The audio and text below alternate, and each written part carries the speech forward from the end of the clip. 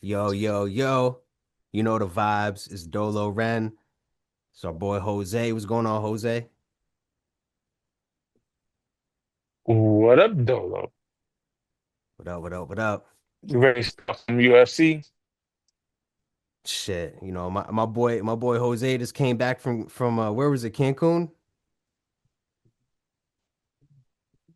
Man, Cozumel. I went on a cruise, so it was like Honduras and the Bahamas. Yeah, yeah, you I'm told ready me to you go went on back vacation. after I this didn't even fucking ask you. Northeastern that happened this weekend. Yeah, to come back to that. No, Yeah, you yo. good, kiddo. For facts, like, but now, Uh, shit, bro, it's been a little while, yo. Ain't seen you in a while, so it's good to have you, bro. Uh, we didn't get to rock out with you last UFC, but you here now, and we're gonna talk about it. We're gonna talk about it. But before we get right into it, before we get into yep. a little bit about the last card, just want to say it's Productive Conversations Podcast. Go follow us on Instagram, TikTok, Facebook, YouTube, every streaming platform, Apple Music, Spotify. You already know what to do. And yeah, go check me out on YouTube, Dolo Run on YouTube. Check me out on X. Check me out on Instagram, TikTok. I'm uploading content there. You could check out Jose on any given show on Productive Conversations podcast. He's here every week, and yeah, we giving you some coverage. But Hmm. yeah, bro, Yes, sir. I do want to talk a little bit about the last event. We did miss you last time, bro. So we're glad to have you back. But Yes. man, like and we just talked about this right before I hit record. We both picked Paddy for the main event. Hmm. Yo, and Boy, and didn't he let us down? bro, hindsight is 2020, so I guess we don't have to feel that bad about it. But damn, yo, he really couldn't like that collar tie, that Justin Gaethje with that collar tie and that uppercut. It's just like I almost feel kind of dumb. Like I said, 2020 vision, hindsight, whatever. But damn, like I just didn't. Oh man, it's infuriating, but it was a good fight though. Did you watch the full fight? Did you watch it on Paramount? Hmm. Yeah, I saw Paramount Plus. I How definitely much? did, and How much? I saw the whole fight on Paramount Plus. No, I'm saying like how much for Paramount? Oh, I think I paid the premium. Ain't it like $17 or You said $16 for the Paramount Plus subscription? oh, wait, only $17? Yeah, there's the 9.99 for the Paramount. I think there's the one with no commercials, but you still get fucking commercials, so it got fucked. Is that every month or? Yeah, it's $17 a month. Oh, see, I thought there was like an annual price that you could pay. That You know, was like, you can pay the annual. I think it's cheaper if you pay the annual, the hmm yearly subscription, where I think it's like 100 and something dollar. Like I think it's 100. You pay 150 with no ads for the year. I think you save like 20% or some bullshit. And then it's like $120 or $119 for the one with commercials in it. But oh, depends I see. on whatever you want. But usually everybody does the either if you're just a UFC fan, you might as well just pay the 8.99 a month. That's Right. why that's why Dana White was bitching during the fucking press conferences. Like people were bitching there's so much commercials, but Dana White was like, you guys are paying 8.99 a month. Like back in the day, you were paying 100 fucking dollars for fucking a pay-per-view. You're getting your money's worth. So, Yo, nah, yeah, Dana has a good point. Yo, listen, Dana will have some good points, like more than hmm. often. You know what I mean? As much as people want to hate him, as much controversy that surrounds him, like he has some good points, and that is a good point. It is $9. Like, uh, I pay like $20 for YouTube Premium, bro. So how the hell am I God paying more damn. for YouTube? And like I'm just on YouTube all the time. So what the Yeah, but hell, bro? see that makes sense though. If you're not getting it like UFC Paramount for $8, that is all you're watching is UFC. So if you're not Hmm. if you don't mind commercials and shit, and you're not gonna watch any of the movies and shit, I mean, I guess it's all right. But you're not gonna be on that shit all the time. If there's no pay-per-views, you ain't on Paramount. So Yeah, yeah, I get it, but I think don't you get like the whole catalog too? yeah, but nobody really watches Paramount. Like, what do you have? Fucking every fucking Mission Impossible movie, and that's pretty much it. Oh, no, I meant, oh, yeah, I guess you do get the actual Paramount movies that nobody watches. I meant more Mm. like the fight catalogs. Don't you Do get, don't, they? I haven't even checked, to be real honest with you. I thought they only give you whatever Paramount gives you. mm, Like you ain't gonna, because remember, I don't think they're gonna give you the whole fight catalog just simply because if not, then what happened to Fight Pass? yeah, no, you're right. If they still got, yeah, they still got the UFC app and the Fight Pass. Yeah, that makes Which sense. I thought was stupid. They should have integrated Fight Pass into Paramount Plus. I don't. Nobody fucking owns.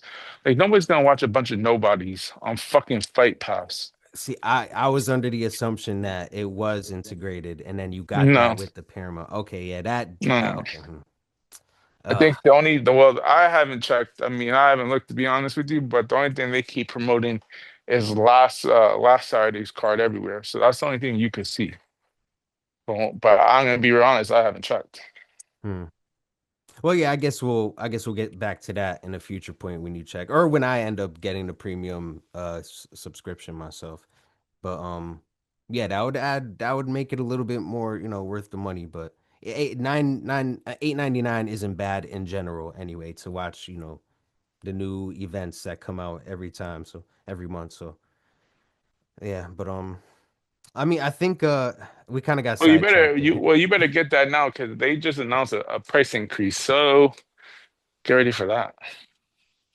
Yeah, I should have already had it. I should have already had it. I was just doing it the old way, but also I keep up with, updates on X and stuff like so if I'm not like I probably shouldn't admit to like pirating fights, but either way, yeah, I gotta get on that. I gotta get on that. They Right. got they got I think they said 5.87 million viewers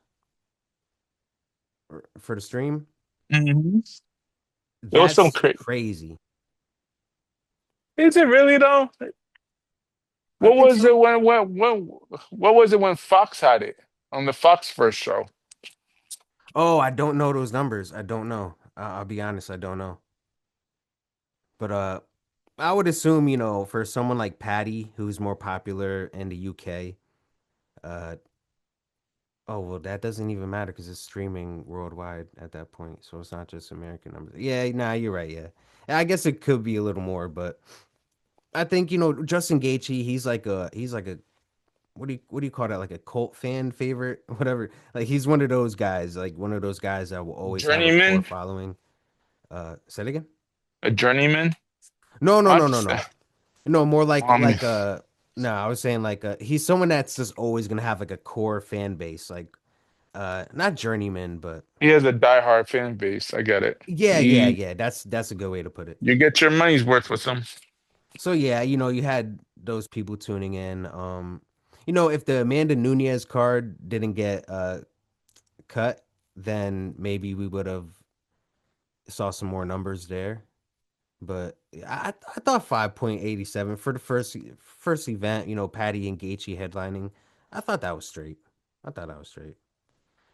But then Yeah. again, it kind of shows you that Sean O'Malley really isn't the star that if he was really that guy, then it would have been a lot more views. Yeah, that's very true. But it takes two to tango. But either way, I'm not gonna make too much excuses for them. I think 5.8 was a decent number for the first event. Um, at first, it kind of looks crazy. You see millions, and it's like, damn. But yeah, that's probably as much as like a basketball game or something. So, Not even. I don't even think basketball games will do five. No, well, probably maybe. not NBA, yeah, no, not today, I guess. But like, No, definitely not. maybe if it was like the finals or something. But I maybe can see not that that. close. Yeah. But I still think I think it went pretty good for them. Like but I mean, obviously, aside from Paddy getting whooped by Gaethje, Sean O'Malley did what he was supposed to do against Song Yadong. Mm-hmm. I called that one. I called that one.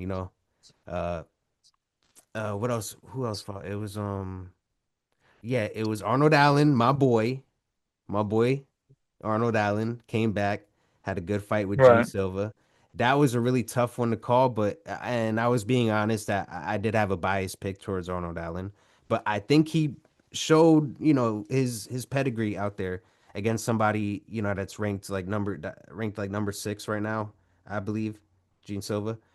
And, for Arnold Allen to come back from a hiatus and get right back to action and please the fans like that, kudos to Arnold Allen. And yeah, hopefully we see more of this in the future. Gene Silva, he's been proving himself, man. That Diego Lopes knockout was pretty bad, but you can bounce back from things like that. And he keeps going this way, then maybe he will actually get that title. Did you see Gene Silva like yelling at the UFC belt when it was showcased? Yeah, that guy's crazy. Didn't he just say he has like dyslexia and shit? Like, Autism. he has some crazy fucking disease, autism. There you go. Like he just saying some shit out of us. He's Yo, crazy. and he was like, yo, and I think Arnold Allen has it too. I would be like, bro, don't disrespect me like that. Like, yo, what you mean I got it too? Like, yo, but I mean, he might. Arnold Allen might have autism, but it was a good Yeah. fight. I mean, he's just doctoring everybody up and giving everybody diagnosis and shit. He's just crazy. You saw that whole surfing shit he tried to do? Oh, he didn't try it. He did that shit. He jumped on his back, yo. Nah, I did like, yo, I'm sorry, bro. Like, somebody from the crew gotta like throw hands after that, bro. You're not gonna jump on my boy back like that. But I think Arnold Allen, like, here's the thing, Arnold takes it all in stride. That's one of my like what I like about him is that he's a guy that's always gonna give it all. Like he gets hit and then he'll come back with a crazy punch or crazy high kick.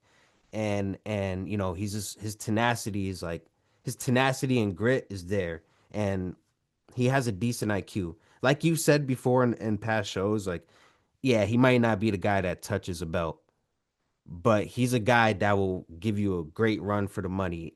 I I think he deserves a little bit better than a journeyman title, but maybe that's what he is. Uh, but I also like his personality. He takes things in stride, and he's like a normal person. When like you hear him talking, he's actually just funny. Like he brought his cat. I forgot what his cat's name is, but he literally brought his cat to UFC 324. Like who does that And shit, bro? that's your favorite fighter? That's got to be at least like in my top 3. He's one of my favorites, if not my favorite. Charles Oliveira is like another guy that I like too. Um, if Zabit would have stayed around, I'm pretty sure I'd be a Zabit fan. But Zabit, he's off in the hills somewhere doing whatever. But yeah, like yeah, guys like that with a lot of grit and tenacity, and Right.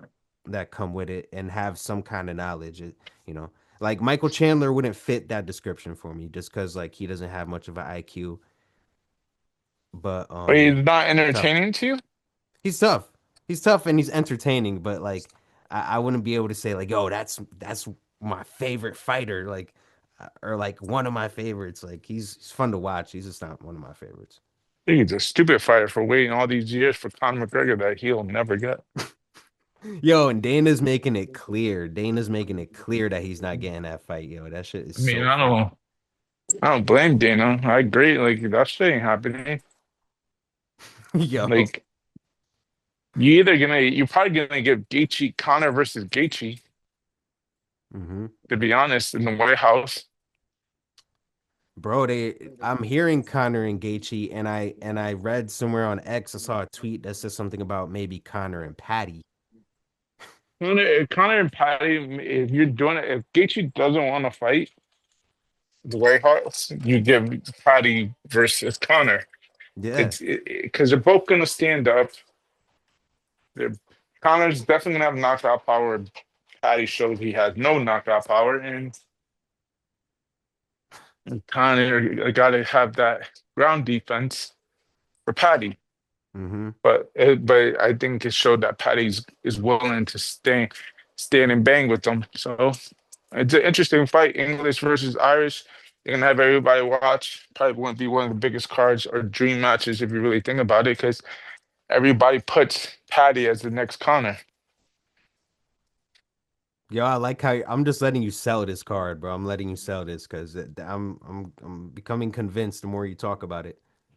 It's true though. If you really fucking think about it, Connor. I mean, Paddy has the bit fan base. He has the Connor kind of thing going right now. So he is like a mini version of Connor. It's just not as disrespectful. But Well, it makes plenty unless of you sense ask to Dan do it. Hooker, Dan Hooker would say otherwise because I don't know if you saw that beef they got into. Who, Patty and Dan? I mean, Yeah, Patty. I don't know. He said something about Dan Hooker's like brother or something. One of his family members, and he said like Dan Hooker sucks, which is funny now in retrospect, seeing how he got whooped by Gaethje. And right.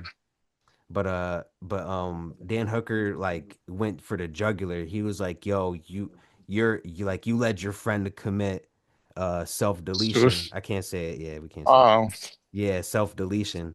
You know. is that why he keeps bringing up fucking awareness to that? Well, I mean, Patty did that in the past, like way before Hooker said this. Yeah, but like, yeah, No, I Patty's know I friend get did. that part. Yeah, that's what I meant. Patty, because Patty's friend did that. Because it seemed like in every fucking match, no matter win, loss, or draw, he's gonna mention that shit. Mm-hmm. It's because Which, his like, I homie mean, did. Yeah, okay, nah, guys, I didn't know that. yeah. Like, I forgot his friend's name, but yeah, yeah, it's something that he talks about a lot, and that's why. Right. Um, but Right. yeah. So I don't know. They got a little beef going on, but like, but So before wouldn't he? That'd be a perk because doesn't isn't Hooker fighting on Saturday? yeah, we're gonna talk about Hooker, and we're gonna talk about another fighter on this card that does mimic Conor McGregor in Mauricio Ruffy. You won't say the R in Brazilian language, Portuguese, I guess. So Mauricio Ruffy. He fights just like McGregor, but we'll get into that soon. But very soon. I just want to close this up real quick, um, Mm-hmm. by saying that Paddy and Connor, I guess Paddy ranked at number five. I think I saw the rankings today. Paddy's still ranked at number five. I forgot When who I does was it talking. update? I feel like it should update immediately. Like that's how I feel. But No, maybe I think it does it at a certain day. I forgot what day it is though. you might be right. You might be right. But Maybe Tuesday. I mean, who's six? I'm not sure. I'm really not sure. I'd have to look at it again. I think Gamrot is like six or something. And Gamrot fights. Doesn't he fight this week too? No, Fiziev fights this week. Never Yeah, mind. Go Fizzy ahead. fights. Yep, Fizzy fights. But nah, yeah, Patty still has a high ranking in that top 10. If Connor comes back and beats like a top 10 guy after this long hiatus, then then Connor's who we always thought he was, basically. So, Yes. we had to see that, and that's something I didn't give Gaethje. Gaethje is exactly who people thought he was, and that's why he beat Patty. He beat Patty. So, you know, if that were to happen, Connor and Patty, it'd be fun. And this would be a good opportunity for Connor to get right back into the rankings and Patty to like, prove that he belongs. But that's I don't know. This feels like a fever dream to see that happen at the White House. Like neither one is American. They're just white. Is Yeah, but that for them, they see dollar signs and Donald Trump is super happy and shit. basically, yeah. Trump is like, oh McGregor. Like Trump is like a clout chaser in that sense. He, Oh, he definitely is. he just wants the big names in the White House. Yeah, because Uh, then he say he wants like 10 fucking championships in one fucking card. He doesn't. I don't think he really understands how the sport is. That's not gonna happen. Like, but Right. even the 10 champions that are around, like who Joshua Van, who nobody knows who the hell he is. Like, come on now, like, uh, But either way, yeah, Peter Yan, like people don't know who these people are. Like, that'd be nice if Trump could make that happen, but that's also just a far shot. But either way, Right. yeah, I'd watch it. It sounds cool, but it's just really funny to think about them fighting. But Hmm. but wait, one more thing before we get into 325. Right here on this show, I predicted Waldo Cortez Acosta and Derek Lewis perfectly to a T. Round two knockout. I just thought Waldo was the younger, faster, better version of Derek Lewis at 16-2, impressive record. I thought he could take a shot. I saw his past fights, especially with Robelis to Spain. He showed me that he had a chin and he was able to take him down a lot. And I think Derek Lewis being at 42 was, right for the picking. And Yeah, Denis looked like he was fucking done. Like he just got on his stomach and he was like, you know what? I'm checking out everybody. bro, he gave up. He gave up. And you can Gave see up, that. yo. He did not want to be in there. He does what jujitsu dudes do when they get on their back and they're like, Yeah. but he doesn't do jujitsu. Right. Yo, man. But I just wanted to brag about that real quick. So What the hell? yeah, we were three, and then I covered Umar and Figgy like for like literally 2 or 3 minutes. If you were there, we probably would have covered it a little more, but I covered it for like 2 or 3 minutes. I got that one right. So technically I'm 3 for 5 on the last card. So, fuck with me. There you And go. yeah, yeah, I'm holding it down, bro. I'm holding it down. I see And you. I know you're gonna give us a good parlay as always. So Yes. might as well get right into it. UFC 325. It's gonna be in Australia. That's Volk's hometown, and he's headlining the card with Diego Lopes. They're having a rematch. That's gonna be the top card. I believe right under that would be Dan Hooker versus Benoit Saint Denis.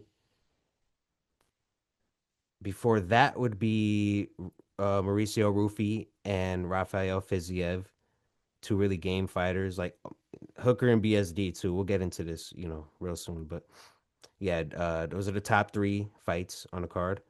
Then we got the hell else we have? Then we got Tai Tuivasa, fan favorite, and Tallison Texeira, who's literally had like 3 or 4 fights in the UFC, and one of them is a 35-second knockout loss to Derek Lewis. So that one's gonna be quick. I would even like to start with that one. But what you think about this card before we get into it? It's a lot better than last Saturday's card. To be honest, I feel like every card's going to either be a knockout or, except for the main event, I think it's not going to go to decision. But it's a more interesting card, more bigger names. I mean, thank God there's no women MMA going on right now on that main card. Kind of that board fest. Yo, like we do our best to be fair, you know, All right. especially on the PCP platform. But Jose's just being honest, yo. Like we don't really watch a lot of these female fighters. Like some of them are good, and some of them you'll see. Obviously, the pretty ones get showcased on Instagram and shit. But like, Correct. yo, people know who Tracy Cortez is, but I promise you, they've barely ever watched a fight of hers. So Yeah, people thinking she's some great fighter. But she's like on a fucking losing streak. she's The not that fuck? good. She's She's not. not good at all. She's more known for fucking sucking Brian Ortega's dick, if anything. And then trying to get with Padilla. Yo, that, Well, he did, all due offense, she did get with him, even if it lasted 2 fucking minutes. She just didn't like Danbury, Connecticut. That's probably what it is. Which I wouldn't even blame her. so shoot, So, I mean, well, I'd probably say it's a W for Padilla more so than Tracy, because like Tracy really fumbled it. I'm sorry. I'm sorry. I just gotta say it real quick. She fumbled that shit bad. She did some dumb shit. Like even if you were dating a girl, right, and she did this, you would probably be mhm. like, "Yo, what the hell?"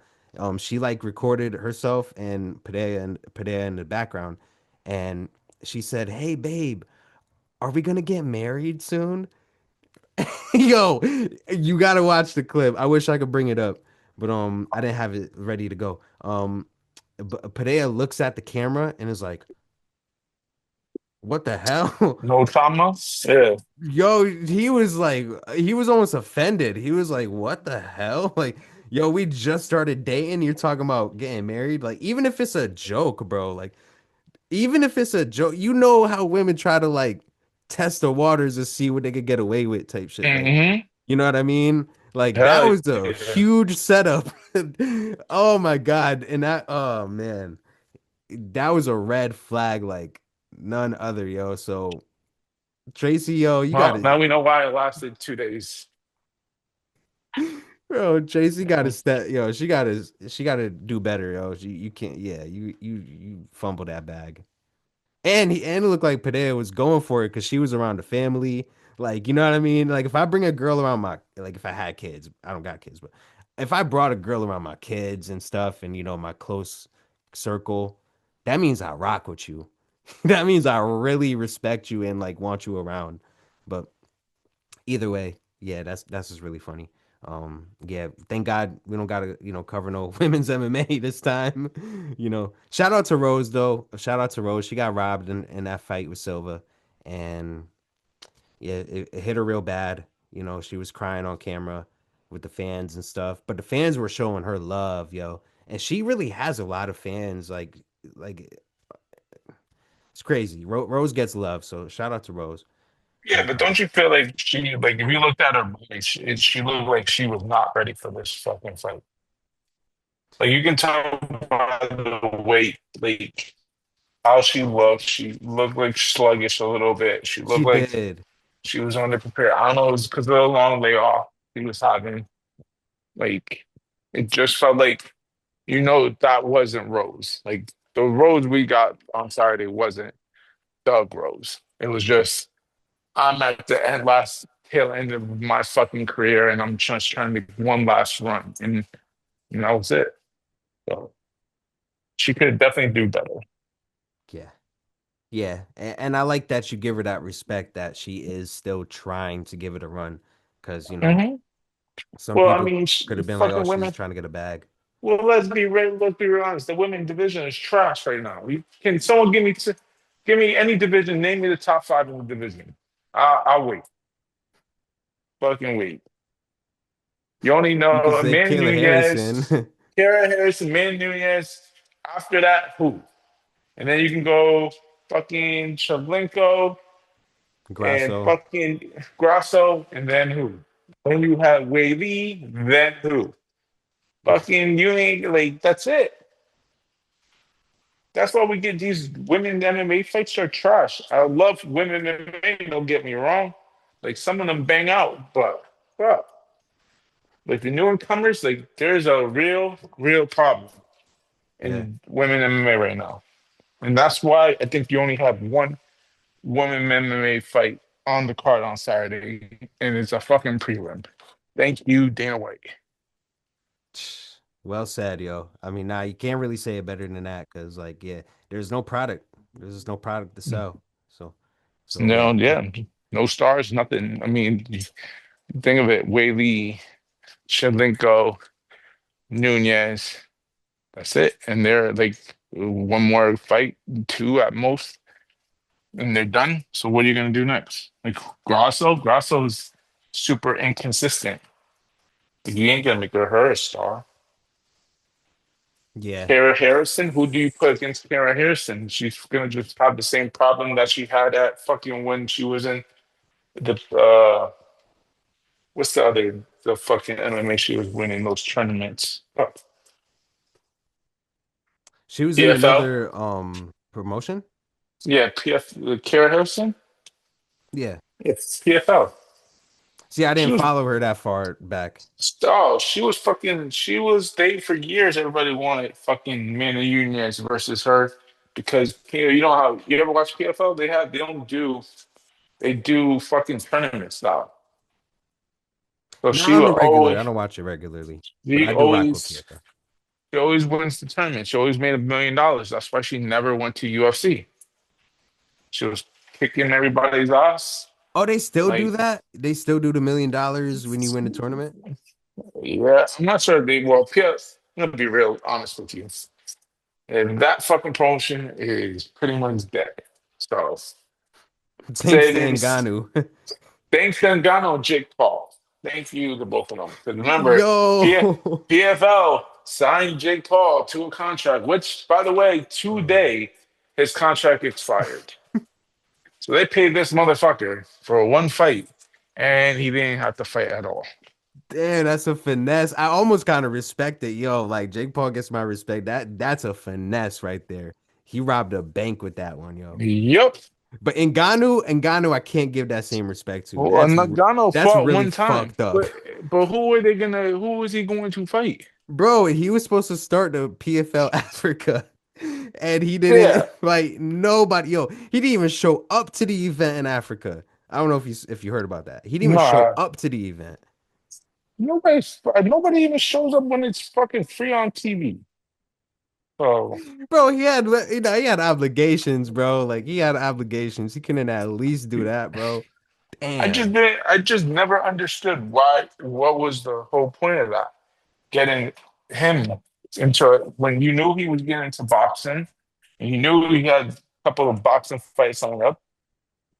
He wasn't gonna make time. What was he gonna do? Make 30 $1 million for an MMA fight when he's making. I mean, he's making $1 million for an MMA fight, one MMA fight, and then you have boxing where you're making about 15 to 20. Hmm.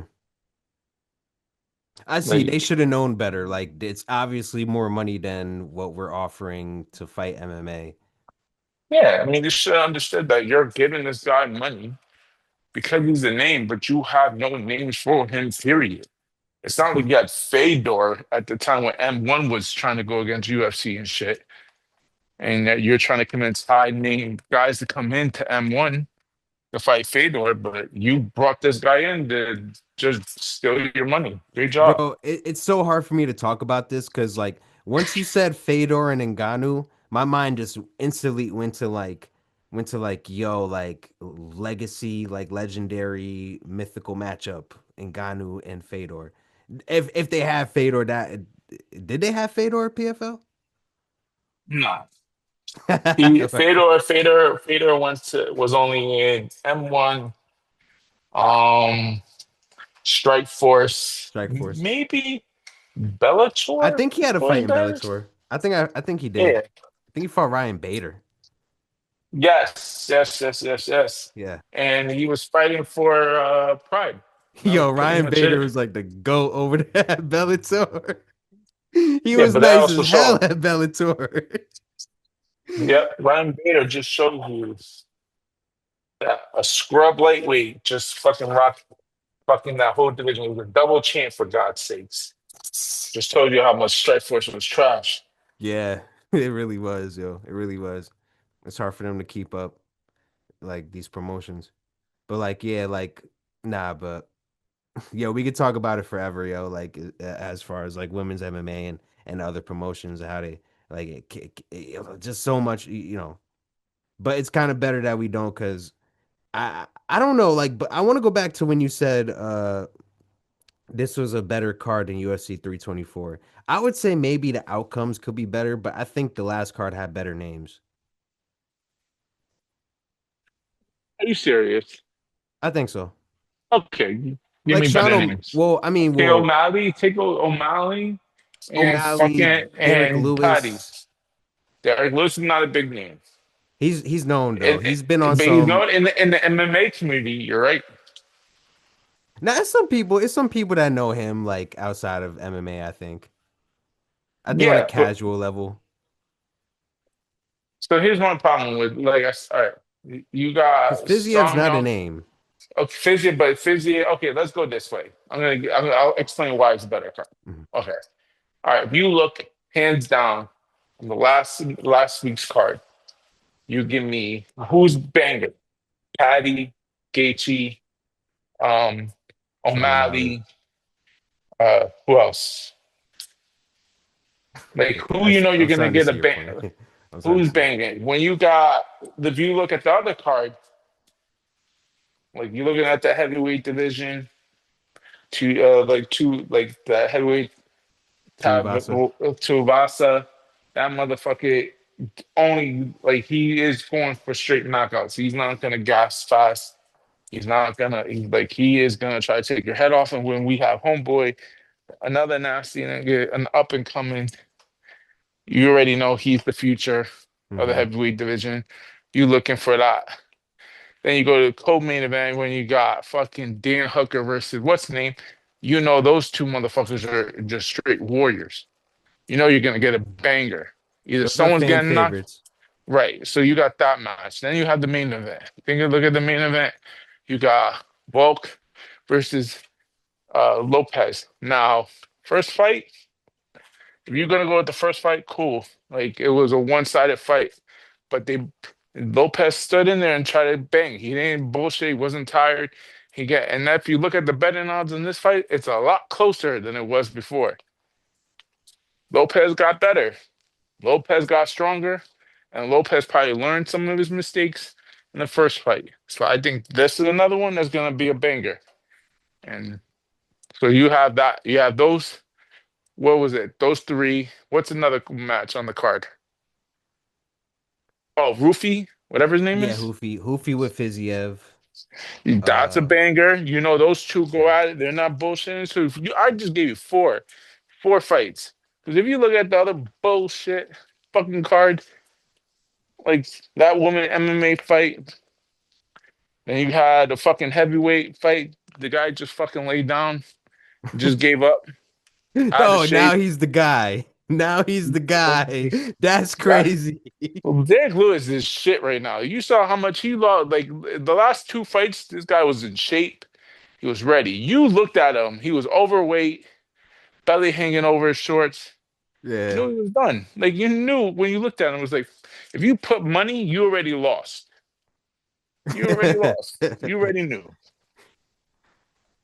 So, I just, but you know, the fifth fight that we actually aren't covering on this main event is what is that guy's name?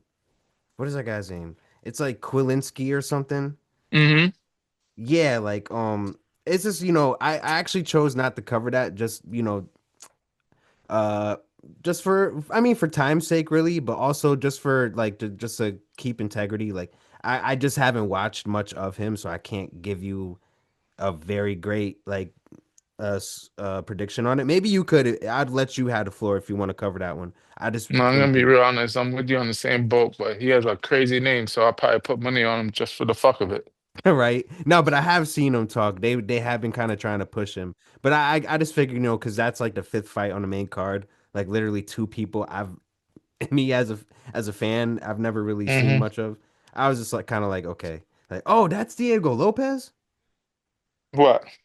I didn't notice that you took a pic with Diego Lopez. Yeah, Oh shit. Oh damn, yo. that's what I told you. I had a biased pick. We go on bets. Oh shit, yo, that's hilarious, yo. Nah, that's perfect that you pulled that out. How tall are you? Five, 5'9", 5'8", around there. Oh, okay. He's I not. tell you right now, when when I was like, when I first saw him, I was like, I can take this motherfucker. I'll tell you that right now. Like, I was with my ex at the time. Fucking like, let's just take a picture with this motherfucker. I got this. We'll stand next to him, whatever. And I put my hand around him, and I felt his no homo, his back, and how fucking like was a brick fucking wall. I'm like, I'm good. Oh This guy damn. would knock me out in 2 fucking seconds. I, but he was mad nice. He was Damn. super fucking cool. We did a face off and everything. He was mad chill about it. Word, word. I told you, you got to go to Damn. Fanatics Fest with me, kid. Oh, facts, facts. Yeah. Nah, we're still gonna pull up, bro. I'm still gonna pull up with you. Yes, But sir. is it damn? That's just making me think. Like, Diego's such a cool person, and when you met him, like, what are him and Yair beefing over? Do you know? That yeah, because of fucking oh well, just because of fucking Mexico, because they both fucking rep Mexico, and Yo, but one Diego Lopez is not Mexican. I was about to say He that.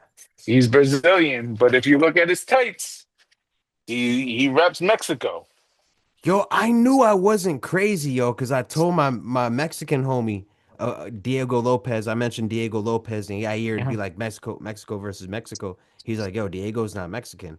I'm like, oh He's not damn, like I'm crazy. Like I don't know why I thought that. that, but that's their beef because Mexico reps Diego though. They love Diego because he reps the culture. Yeah, bro, he looks Fucking, Mexican, bro. Like he he look puts the Mexican. cowboy hat. He does it all. Problem is with fucking what's his name doesn't rep Mexico at Yeah, all. here. Jair doesn't do that. He's Americanized. Mm-hmm. So people is like people took he took Jair took offense to that, telling him like, "Yo, what the fuck you doing? You're not Mexican. Get off the colors." And Diego's like, "I'm more Mexican than you. Basically, Your people, yeah, facts. your people accepted me more than they accept you." And then ever since then, beef beef galore happens. But yeah. Yo. Okay, word. I appreciate that context because I really wasn't sure. I really wasn't sure. And if Hmm. with that being the case, like, yeah, no, I kind of agree though. Like like Diego really is like, how do you say like puro español? You know what I mean? Like he's like straight Spanish. Like there's no, he gives it to you straight how it is. Right. And Yair, he's not exactly like that. And if the Mexican people they go with the people they like Mexicans like John Ryder. After the Canelo and John Ryder fight, John Ryder Hmm. gets support from the Mexicans when he fights Right. because they love his style, even though he's American. He fights. Listen, He's a dog. Diego Lopez lives in Mexico. He reps Mexico. He's a winner, point blank. He's a knockout artist. He gives you every reason why to love him. And he's a bit well, isn't he technically a bigger fighter or the same? Isn't he a bigger fighter? I don't know, but whatever. Well, he's taller than Volk, that's for sure. As far as Oh, bigger than Yair, I guess yeah, I guess so because he fought on 300. I don't think Yair fought on 300, and he no, 300 kind of like exposed these guys to with the Holloway knockout Gaethje like that 300 did a lot I think right. for these fighters. That's true. But yo, like I think we should just get into it, Let's go. 'cause I want to get Tuivasa and Texeira out the way. Uh, I just really think, we'll start off with that fight. Go ahead. Tuivasa, Tallison, Texeira. I guess just for the sake of it, I'll show, our favorite website, UFC stats. I'll just show you, we'll show everybody like the hell am I doing? All right. We'll just show everybody just for the sake of it. Um, just to see the records and stuff. We'll start with Tallison Texeira because there ain't really shit to see. He's very tall. He's very tall. We're talking about a 6'7" guy. 83-inch reach. I mean, that's a little bit more normal in the heavyweight category. These guys are just kind of Hmm. bigger. 1999, so he's 27. He's technically Gen Z. That doesn't really matter though. What matters is that he's had 4 fights in the UFC. Mind you, I haven't really seen him in any other promotions, but it's not like a guy that's made. I don't think this is Glover Teixeira's nephew, unless I'm wrong. I could be wrong about that. If it No. is, it's not right. There's no way. Even the way he fights, there's just no way. Um, but he's a brawler. He is a brawler. His first 2 wins were quick knockouts in the first round. Made a splash in the UFC. But then, you face Derek Lewis and he literally lands 9 punches on you compared to 3 punches and you drop in 35 seconds. And you can't even call it a fraud check because you're not even someone to be called a fraud. You're like nobody. You know what I Right. mean? So Derek Lewis, Exactly. puts you out at 42 years old. Like, I'm sorry, I'm not trying to, I respect every fighter that gets in there, but Texera hasn't shown shit to even be like, why? I guess he's exciting. Paramount wants that excitement, but let's be honest, it's just yeah. But Oh, you also know the new UFC rule, right? what is that? Boring fights get cut. Oh, really? They talked about it. Oh shoot. Oh, okay, okay. I missed that. I missed that. Wow. Yo, I wanna, I'm gonna bring it to full screen soon, but because I want to say something about that. But I'm gonna show real quick to the people watching. We're going over the records and stuff. Tai Tuivasa, just go straight to him. You could off, Tai Tuivasa. He's been a fan favorite for a little while. He's known for doing the shoeies, the thing where you put the beer in the shoe and drink it, yada yada. He was pretty popular for a little while and probably has a decent following on social media. This ain't like a nobody. This is someone that's well established in the UFC. Hmm. Um, 6'2". He's very fat when you see him. So he kind of looks shorter than that to me, Come but on, we already know what he knocks people out and he drinks fucking beer out of people's shoes. That's all he's fucking known for. yeah, he has an average reach, like average kind of stats, average record. I think this is in the way, yeah, 15-8, 15-8 record. Uh, He's and in the decline. oh wow, okay. See, I wasn't even aware that he was on a 5 fight losing streak. Yeah, he's on the fucking. He's done. I think this fight is his. They only put him. Let's be real Bro, how come honest. nobody told me about this? He's on this card. Well, I did just now, but he's Yeah. on. He's on this card just because it's in this country. He is a fan favorite. He doesn't give you boring fights. But let's be real honest. They put in this guy with this dude just to take him and put him in his pasture. That's it. Like you can tell he's done after this. Wow. You don't lose six in a row. Let's Wow. be real honest. Wow. I'll be honest. I've obviously, we know of Tuivasa. We've seen his fights. I mean, I'm pretty sure everyone's seen the fight with Derek Lewis because apparently that's his last win. That was a minute ago. That was a while ago, Yep. yo. And I just didn't realize that Remember he in was in between title that, he's lost contention. that much. They had Yeah, remember he was in title contention at one fucking point. Yeah. So But like fuck it. bro, I stopped sharing the screen just because, like, this is like I said, I wanted to get the out the way. But now, like, I'm just gonna Hmm. be honest. I really didn't realize he lost to like Volkov, Pavlovich, like Tybura. Like, I didn't realize he lost to all these guys He so listen, quickly he back to lost back. big. Yeah, he loses the big names. I think this right here tells you with Teixeira if he's really a true up and comer because the big names. I think after this he's gonna get bigger names and ground fighters next. So Mm, Derek Lewis. The bad thing with Derek Lewis is an exciting fighter, but he you don't fall far from the rankings with losing to Derek Lewis just because he's so known to be a knockout artist. You just got caught. It wasn't like yeah. you got dominated. It wasn't like he destroyed you in any shape or form. Hmm. So that's the good thing about losing to Derek Lewis. You really don't fall. You might lose a spot or two, but that's really it. Now, if he loses this fight, I don't know what he's ranked 4 or 5 or something like that right now, but he's gonna fall. He's gonna fall to top 10, and you can kind of kiss his shit goodbye. Who we talking about, Tallison or Tuivasa? Tallison. Okay, Tallison. No, Uh, Tuivasa loses, he's done. You're not basically, having yeah. you're not having another fucking Australian card anytime fucking soon. So what are you gonna keep him for? Bro, Tuivasa's ranked number 12 and Tallison Texeira is ranked number 15. Oh, damn, he's that far now. I know, right? That is kind of wild. But even Tuivasa to still even be in the top 15 with a record like that, like that's just it really goes to show you that like with some kind of social media presence and some popularity, it's like half the Mm. game with the UFC. You could still be around after those kind of losses. And we're talking about Yeah, knockout losses too. yeah, but now that the UFC is with Paramount, I think things are gonna be different. It's not the same model anymore. Yeah, no, you're right. It's gonna be different. And honestly, Mhm. my pick is different. I was gonna say Tuivasa. I thought the vet would, teach the new guy something, and that still could be the case, but it doesn't You were really gonna seem pick that. Tuivasa?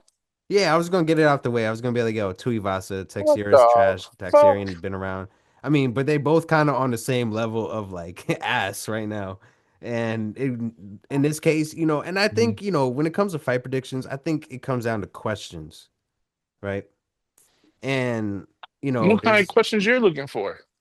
with this fight, the only question would be like, who's the fresher ass, Tuivasa or Texeira? And honestly, Texeira is fresher.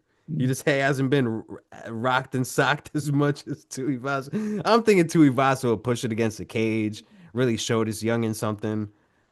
And nah, that's not gonna happen. And I don't even think Texeira is nice. I just, I think he has a glass chin.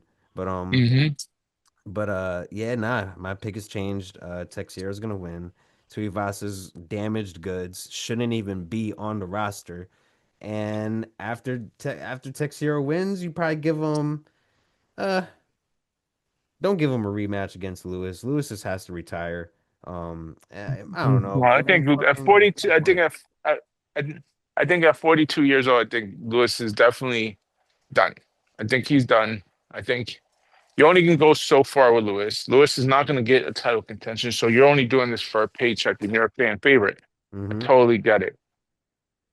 But Lewis might get one more fight, but if he loses that, then he's done. Like you could tell he's done. Yeah.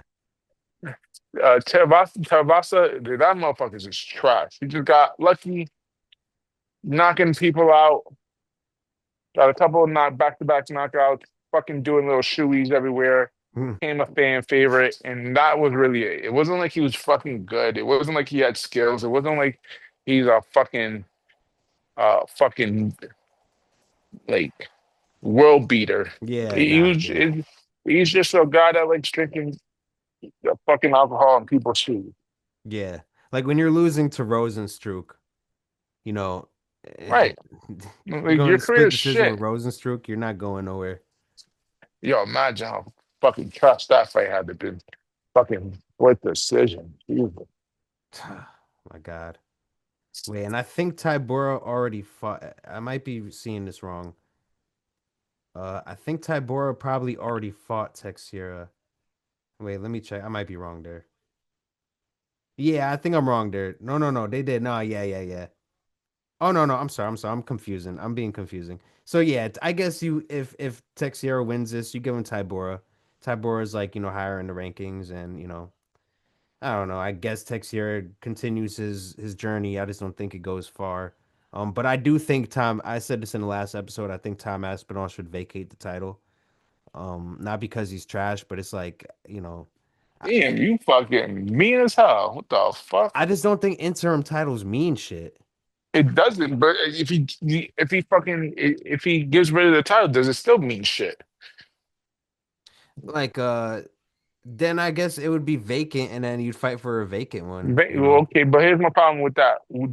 So if you're UFC and you vacate the title, Tom Aspinall is probably known in the MMA world, probably pound for pound, besides John Jones, number one heavyweight right now. You see future in him. Yeah, Okay, so let's vacate the title. Like you said, what do we do with it? Who takes it? Gone? maybe What if you put Volkov. Gon Volkov is Volkov? gonna Oh, get a title shot. He's gonna get a title Volkov, shot okay, eventually. Volkov. Let's say Volkov versus Gon. Cool. They're both gonna get smoked eventually. Tom Aspinall. So why don't you just keep the fucking title on him? I, I mean, I get it. Yeah, The like division is the dead. best The guy should dead. have it. John Jones killed that division in one fell swoop. Let's be real honest. There's only one fucking card you want. It's John Jones versus Tom Aspinall. Yeah, Now that Tom Aspinall showed weakness versus Gon, you now see John Jones. You know what? Fuck it. I'm willing. I'm ready for that fight. Where before he would bitch and moan trying to get more money, now he sees his weakness is a rep. You're gonna set up John Jones versus Tom Aspinall, and John Jones is gonna retire. And guess what happened? Heavyweight division is just gonna be just. You might as well make it part of the fucking women's division. Trash. yeah, yeah. And I guess I'm talking out of frustration because you're making more sense. I'm talking out of frustration to see it like being stalled. Like and I'm one of the few people that gives Tom Aspinall like the leeway of saying, "Hey, surreal gone." Like elite heavyweight striker. Well, I don't know if you call him elite, but yeah, he's up there. Like one of the best strikers in the heavyweight division that they've ever seen in the UFC. He pokes you in your eye. He's a big Listen, guy. Like I get it, you know. But that's then wild again, that you then you look said at that. DC versus Stipe, and they DC poked Stipe. They poked each other, and they didn't take like a year off, you know. And this is bullshit. Like I give him, the benefit of the doubt that it was a bad poke. Maybe it did hurt more than we think. But it's like, bro, you either gonna come back or what? Like, was it that bad? Like, bro, like if it was that bad, then fucking vacate the title. That's just hot. Yeah, but he's not gonna do that because if you vacate the title, you lose pay. Yeah. That's the And the problem with UFC the. loses a star, basically. What I mean, nobody gives a kind of. Let's be real honest. Tom Aspinall is not really that big of a star. He kind of lost. Yeah. Like I get why Tom Aspinall is not gonna be like, hey, let's vacate that title. They're not. He's not gonna do it because he wants to be paid and he wants the John Jones fight. Let's be real. It's not like Taporia. Taporia was promised once he wants to come back, he can come back and fight for the world title in 2 seconds. They're not going to do that with Tom Aspinall. They're gonna, if he vacates that title, they're gonna put it on Gone versus whoever, and John Jones is gonna come back, win the title, kind of shit on Tom Aspinall, and leave. So he misses two paydays. Yeah, he wouldn't do that. Yeah. Nah, I'd rather keep the title on hostage like he's doing now and kind of set me up for when John Jones wants this fight. It's against me and it's for the world title and I'm getting paid more. Yeah, and I guess and I'm also thinking of someone like Curtis Blades, where it's like, Curtis Blades has already like failed at title contention before, and like with the division being stalled and he's getting older. If I'm Curtis Blades, I'm like, yo, this is bullshit. Like this is just some bullshit.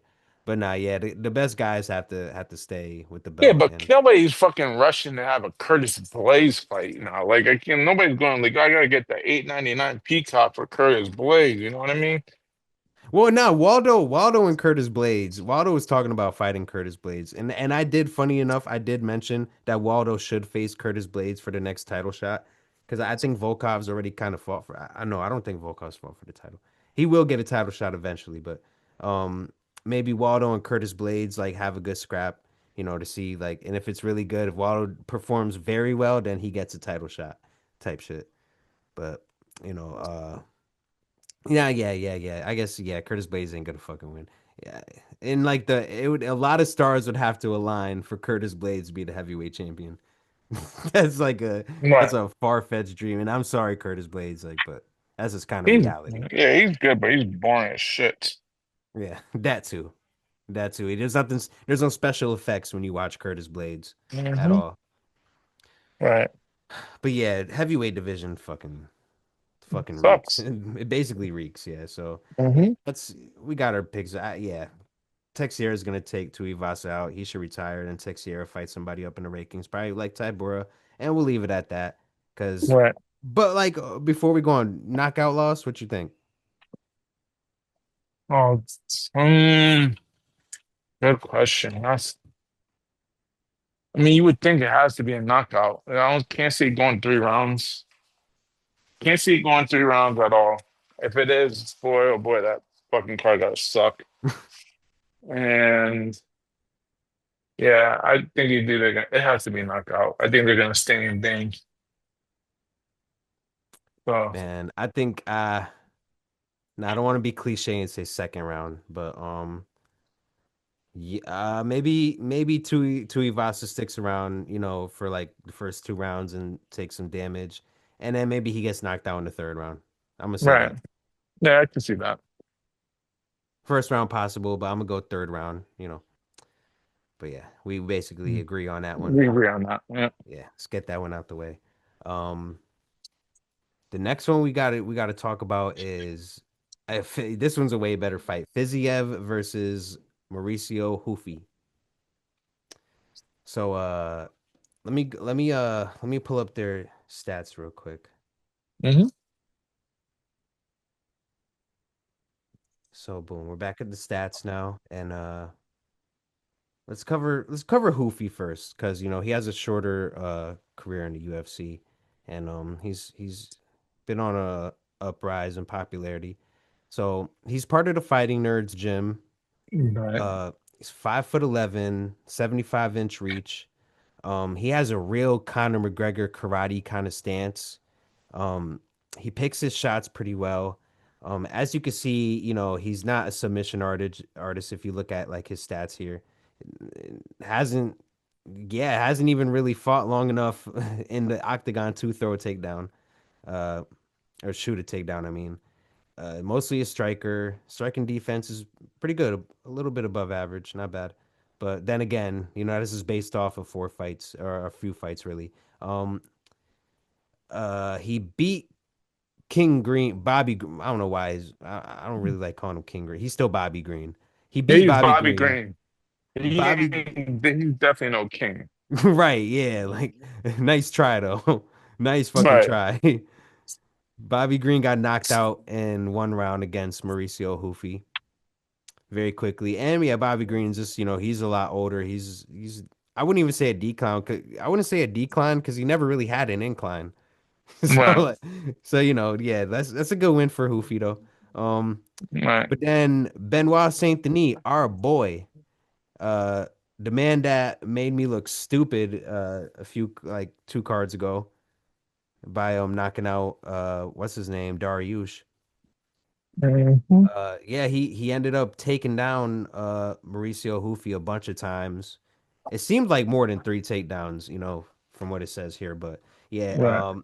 BSD basically, was doing takedowns and really didn't fight on the feet too much and had an easy night. Had an easy night. Round two, got the submission, the rear naked choke, and Mauricio Right. Hoofy had no answers for that. So, yeah, that's just a quick review of his career so far, and then we'll go to Rafael Fiziev. Rafael Fiziev, he's been around a lot longer. He's fought more established guys in the division. He's shorter. He's 5'8", 71-inch reach. I want to see their reach compared. Yeah, so Hoofy has the advantage with their reach, but Fiziev, Muay Thai specialist, really, really good at Muay Thai, and apparently he has good takedown defense. 90% for takedown defense. That's not bad. Uh, would have never even guessed that, but yeah, that makes sense. He's real strong. He does like really strong like Muay Thai sweeps and stuff.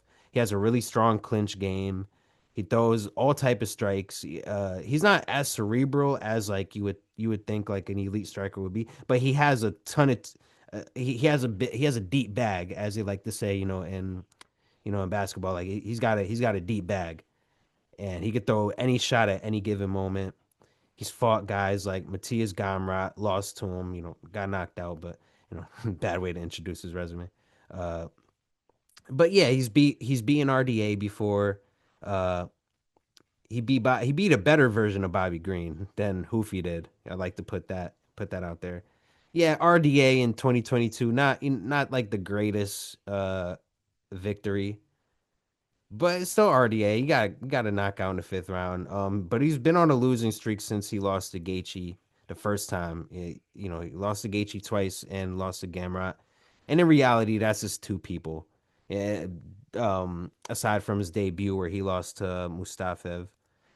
Uh, but yeah, like his resume isn't that horrible, and his record's not that bad, but I don't think it really shows how much of a good striker and how good at Muay Thai he is. I think he's like really good at Muay Thai, and I think we're gonna see a good fight between these two.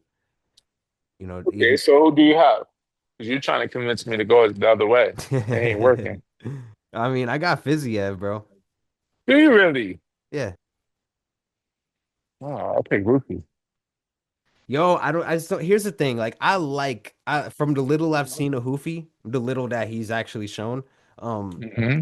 he I like the fighting nerds, like, they're a nice crew, but they've been taking L's. You got to remember that. Fighting They nerds just been won taking last L's. week. Who? They won last week with John. John Silver, where the fuck is he? He's probably a nerd. They just won. Yeah, but he just got he got his shit knocked out before that fight though by They Diego all did. Lopes. But that's the point they all have.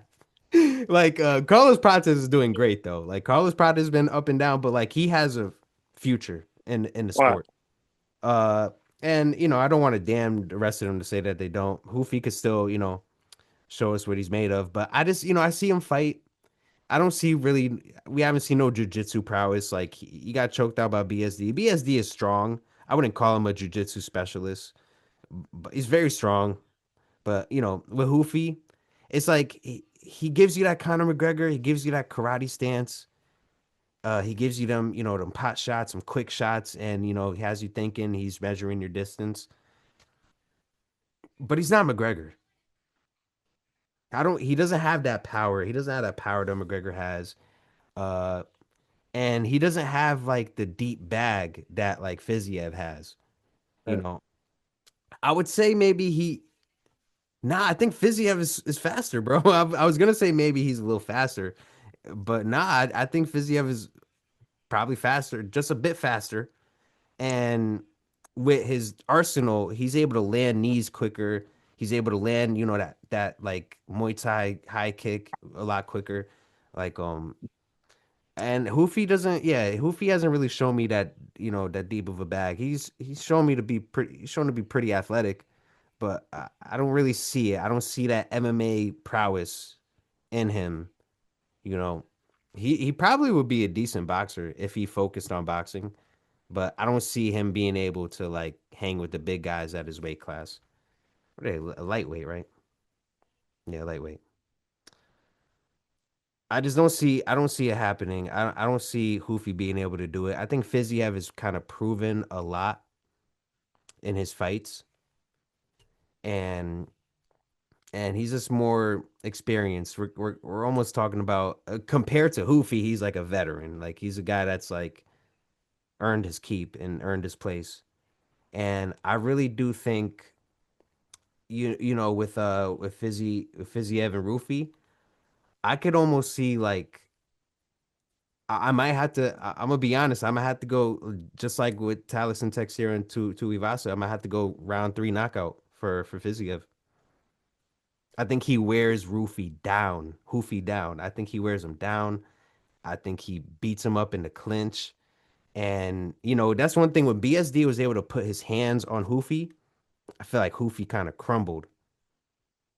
And I feel like Fiziev will do that, but more so with a tie clinch, and he's gonna be hitting him up bad. And I think it's gonna be a decent fight as the first two rounds. But I think round three, Fiziev's gonna put it together, just Okay, like Prochaska did against what's so, his name. so let me ask you, who's the better out favorite? Since we're both on the opposite sides. I didn't check the odds. I didn't check the odds. Where's my phone? I could check it real quick. I don't know though. But we are gonna put this parlay together by the end. All So right, yeah, definitely. hold on, I'm gonna just pause it real quick. All right, so I got their betting odds. And we're back. Fiziev is the favorite, minus 102, minus 102, and Mauricio Hoofy is minus 125.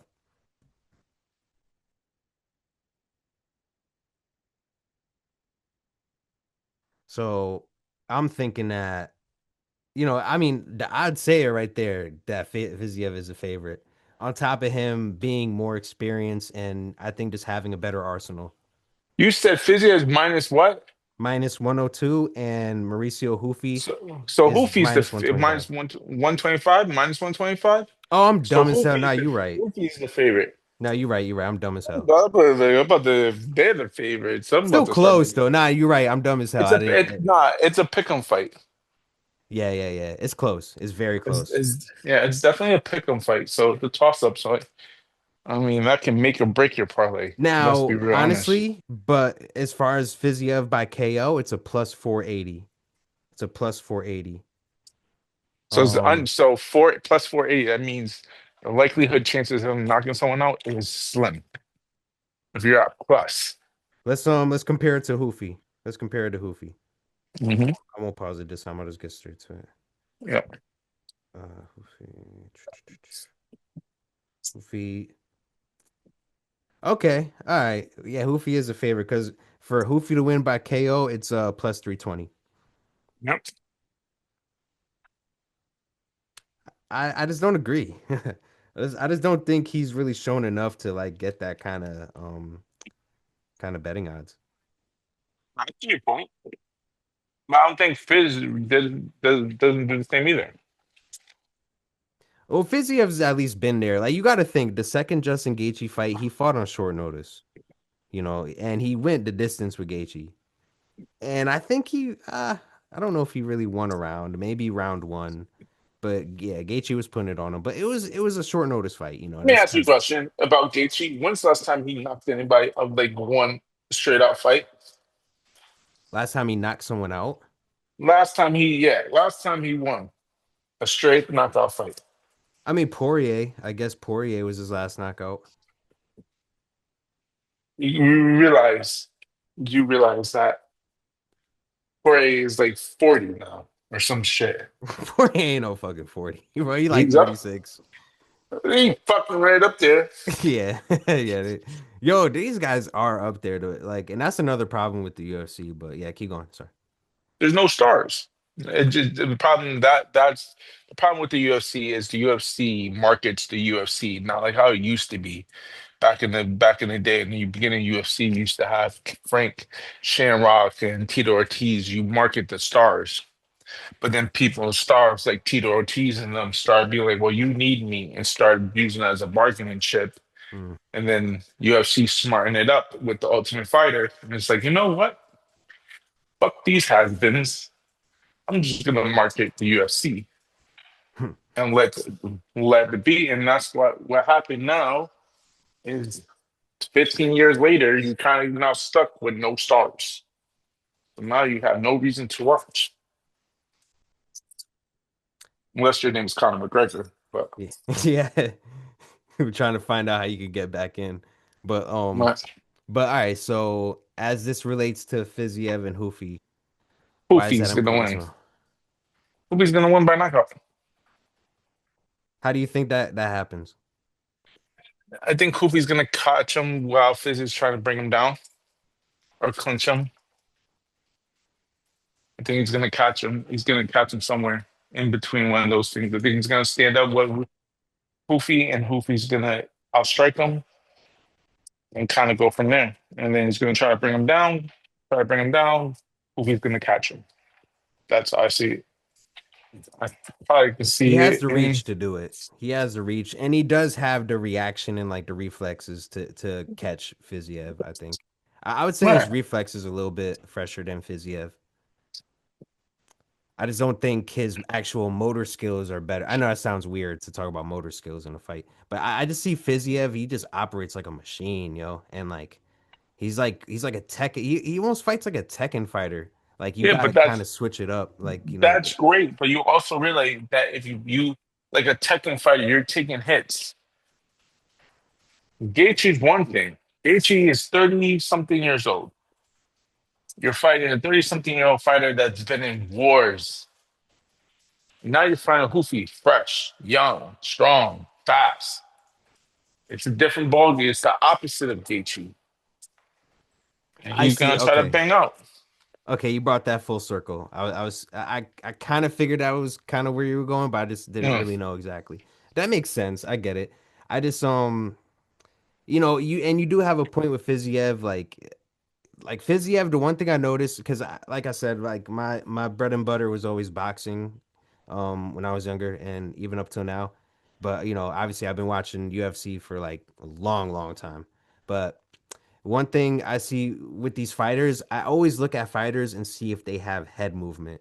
Are they moving their head off the line? Can they like slip a punch? Like they all, most of them can duck. Like that's an easy thing to do, and you're kind of ducking to go into a takedown anyway. But can these guys slip punches and boom, boom, bring it back? Fiziev doesn't slip punches. Fiziev his head is straight. A lot of these fighters are that way, but their heads are straight. They're not moving a lot, and they're there to get hit. You're right about Fiziev in that department, but I mean, that's one thing for it's one thing for Gaethje to hit you up. You know what I mean? And another thing for Hoofy.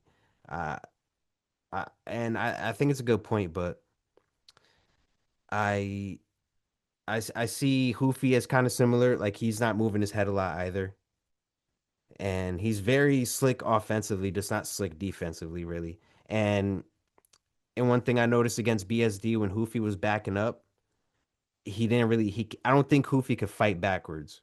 That's one thing I noticed. And I could be wrong about that. Maybe he could show us something. I don't think he could fight backwards. And I think Fiziev could fight in all directions. So, honestly, yeah, like Hoofy's the favorite. Hoofy's the Yeah, but favorite. Jimmy, I love. Hold on, I love you. Like going. Do you think Fiziev is gonna make Kofi walk backwards? Do you Yeah, think yeah. he's that strong enough to pull that? Hell no! Come on, kid. I think so. No way. I think so. Let's be real honest. And now you made me switch it. It's gonna go all 3 rounds decision. Word. Nah, I mean seeing Hoofy as a favorite does kind of make me think a little more. But Hmm. I'm stuck in my ways, yo. Like You know and what it I is? I think you explaining it made me realize that you're gonna cancel each other out. I think they're gonna go at it. I think one's not gonna be better than the other one. I think Kofi's faster, stronger. I think he's gonna edge it out a little bit, and that's kind of goes with the money line. For me, I think now thinking about it, it's gonna go 3 rounds decision. Yeah, I think it's gonna go 3 rounds, but just not a decision. I think someone gets a knockout here. But Mm. if you're betting, money line, Fiziev. If you're going with Jose's pick, then you do money line, Hoofy. Yeah. But if Fiziev were to win, honestly, I didn't really think about anyone in particular who he would face. I would just think anyone that's like ranked above him. Um, just to like keep going up, coming back from your losses. But everyone at and this is lightweight. No, is it? What is this fight? It's is this a lightweight fight? Yeah, it is. It is. I get confused sometimes because I know these guys go back and forth with lightweight. Yeah. But yeah, yeah. Lightweight division is pretty busy. You got Charles Oliveira fighting Max Holloway soon. You know, Is uh it for the BMF though? I think it is. And for some reason Holloway still has a BMF. I get why, but I mean, that's Toporia's belt. Come on now. The BMF is Seporia's belt. It should be. It should be, but it's You're not. crazy. Nah, nah, nah, nah, nah. Taporia knocked him out. If I'm Taporia and I knocked out Holloway like that, I want that belt, bro.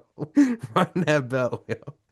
It's because it should be like GTA, like when you take somebody down and like their money's just floating on top of them. Like I would have been like, yo, both these belts better be floating above his body so I could capture him because I knocked the shit out of him for that shit.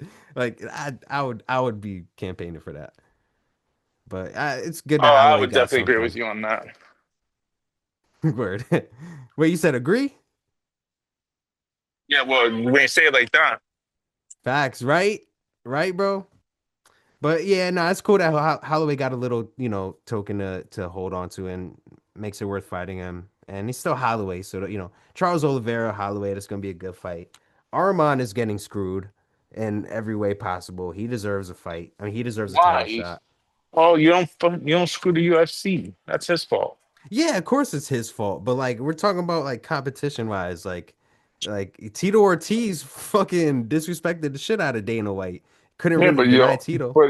but you also realize the same aspect. You saying you realize that back in the day was different. Like I said before, the UFC used to market the stars, not the promotion. It's Mm, different now in the sense that nobody's seeing Armin and be like, "Hey, I need to see Armin fight." You're only UFC puts a fucking number next to his name, everybody's gonna watch. They don't give a shit. They only give a fuck about the main event, and that's it. Like, let's be real. Wow. No, that actually makes what you're saying a lot more important because that aspect in itself does bleed into those kind of things. Like, And be real honest, now it's way worse now because of Paramount. hmm, Because now you only need the stars. Paramount already purchased it. Paramount already paid billions of dollars. They don't give a shit. yeah, it They don't seems give a like shit who's fighting. They're damn near picking the fights. Paramount's picking, don't give a shit. They give a number and that's it. Like you already making like Paramount already paid the money. UFC paid the money. Why are they worried about who's the star, who's not the star? Like when so like Amanda Nunez versus Amanda Nunez fight was supposed to be main event. You think they sweated? They just took the ones out and moved up the co-main event to main event. They That's it. definitely Back in the swapped their day, shit out. That's for back in the sure. day, they would be back in the day. They used to scramble. If fucking what's the name was out, they used to look for someone to come in. Now it's not like they give a shit. It's not like people are paying $100 for the UFC anymore. They pay $8. That's it. So if someone gets hurt, well, you only paid $8. So why are you bitching? Damn. You damn like nah. When you put it like that, UFC is like they're damn near like Uber.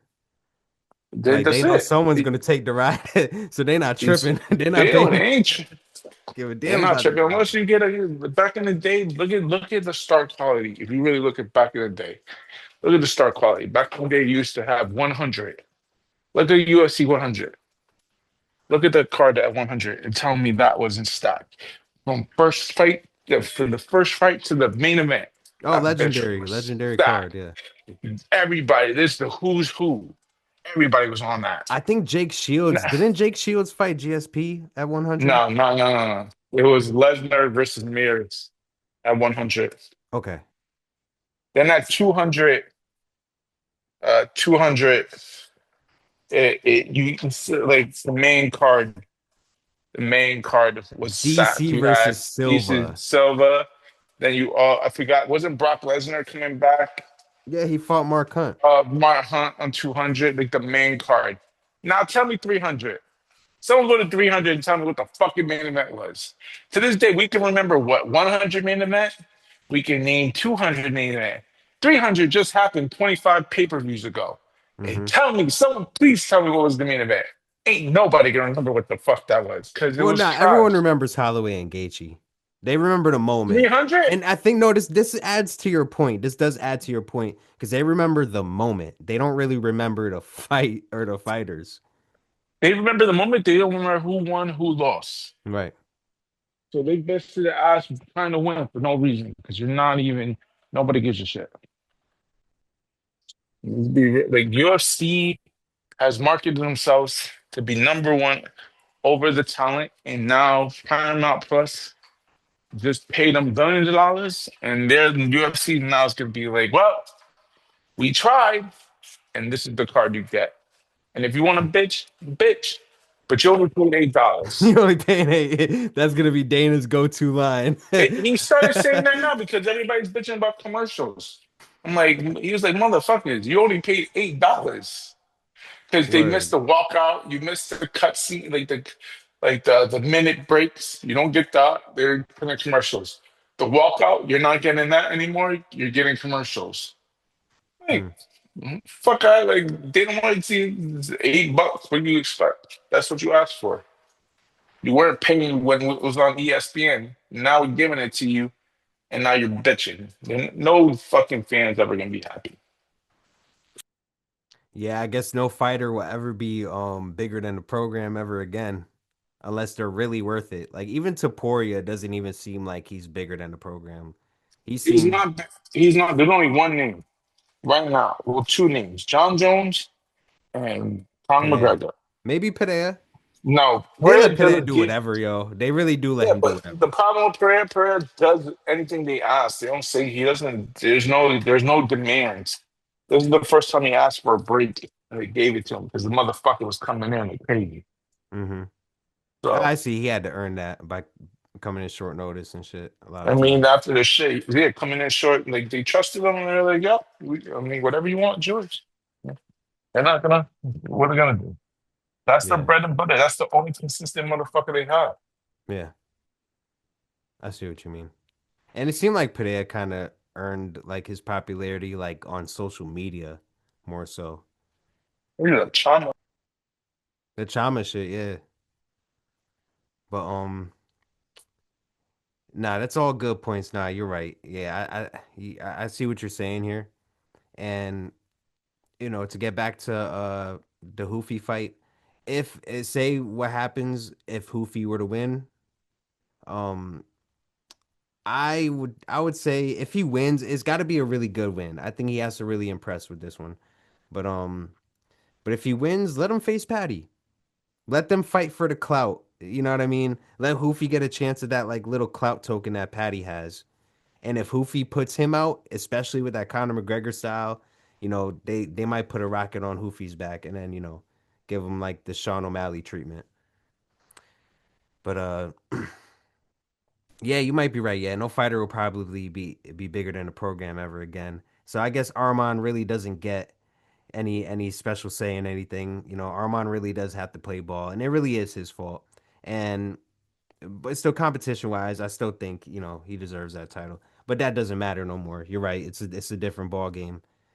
So Arman, I don't know. They gotta give him some fight, but like I would be so pissed if I was Arman. But Well, I, but why? It's his fault. Armin, let's be real honest. well, Does you could Armin be need mad at yourself for making dumb decisions. Armin is a fucking millionaire. He got that fucking oil money. Dude, what the fuck does he give a shit?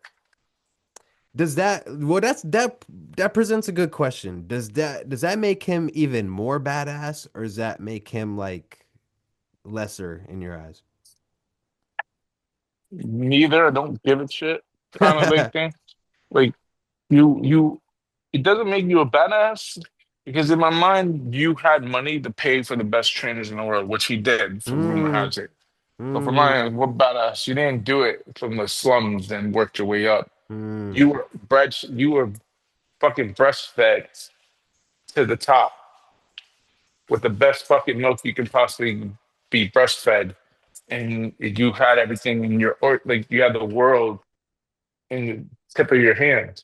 Yeah, Like, does that really make you a badass? When you had Pereira, you had like Francis in the slums in Africa, had hmm, nothing, kind of came in, became something.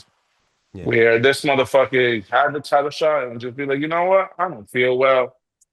And kind of just be like, all right. That's why Dana White don't fuck with him. You don't need the money. All right, cool. Why am I trusting you? I see. Yeah, yeah. There's layers to this. As you explain it more, I see there's layers to this. Like Mm-hmm. Arman, Because this is not the first time he done some bullshit like this. Oh, and Dan Hooker. I mean, this is obviously a lot, and we're gonna get into the Dan Hooker fight next. But Mm-hmm. Dan Hooker said that when Arman headbutted him at the press conference, that Arman Mm-hmm. like busted his nose, basically. I don't believe that. And that makes no sense because this shit would have been leaking. But You and I can think bust your Hooker's kind of nose and retarded. not leak. Well, yeah, I guess I mean, so. you can damage it. It's not gonna be. I mean, you can bust your nose. Like I can hit you in the nose and bust it up, and you're not fucking having the blood like spill like Yeah, 11 not like from a fucking faucet. Stranger Things. Right, word. Yeah, I see, like not like a faucet, I guess. So there might have been Mm. some truth to it. But seriously, Armand is like an asshole. Like that was some dumb shit. That's what you do that kind of shit, you can't really expect any favors from the company. And you're No, really, you're putting yourself in a bad position, I guess. right. But I don't want to cuz I could harp on cuz I like to like debate this kind of shit, but I don't want Mhm. to harp on it too much, but yeah, there I would say, having being raised with a silver spoon in your mouth does help you a lot in a lot of aspects in life in certain areas and certain careers, Mhm. especially in something as physical as this where you're getting the optimum nutrition, the optimum training, optimal training and just the best work that you could find with that kind of money and your best gyms, best equipment, Right. anything you need. But I will say before we move on to the Hooker fight, um, I will say that there's a difference between that Arman Sarukian and a Sage Northcutt. You know what I mean?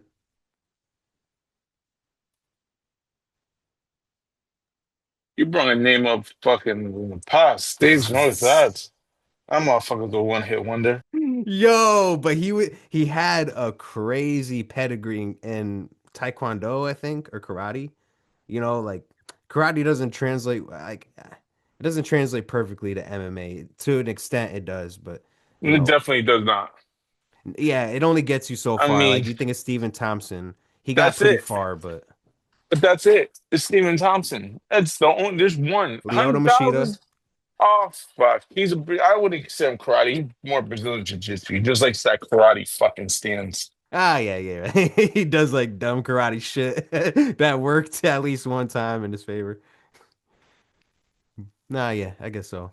Yeah, if you really think about it, thousands and thousands of people fought the UFC, and you can give me only probably names back in the day, the original Ultimate Fighter and Stephen Thompson. And that's it. Mm. Yeah, yeah, you might be right. I can't even think like in my mind. Once wrestling and Brazilian Jiu-Jitsu and ground games came in, karate was dead. It was Yeah, dead in the water. yeah. Nah, yeah, that's a good point. That is a good point. Shit, you making some good points tonight. I'm not gonna lie.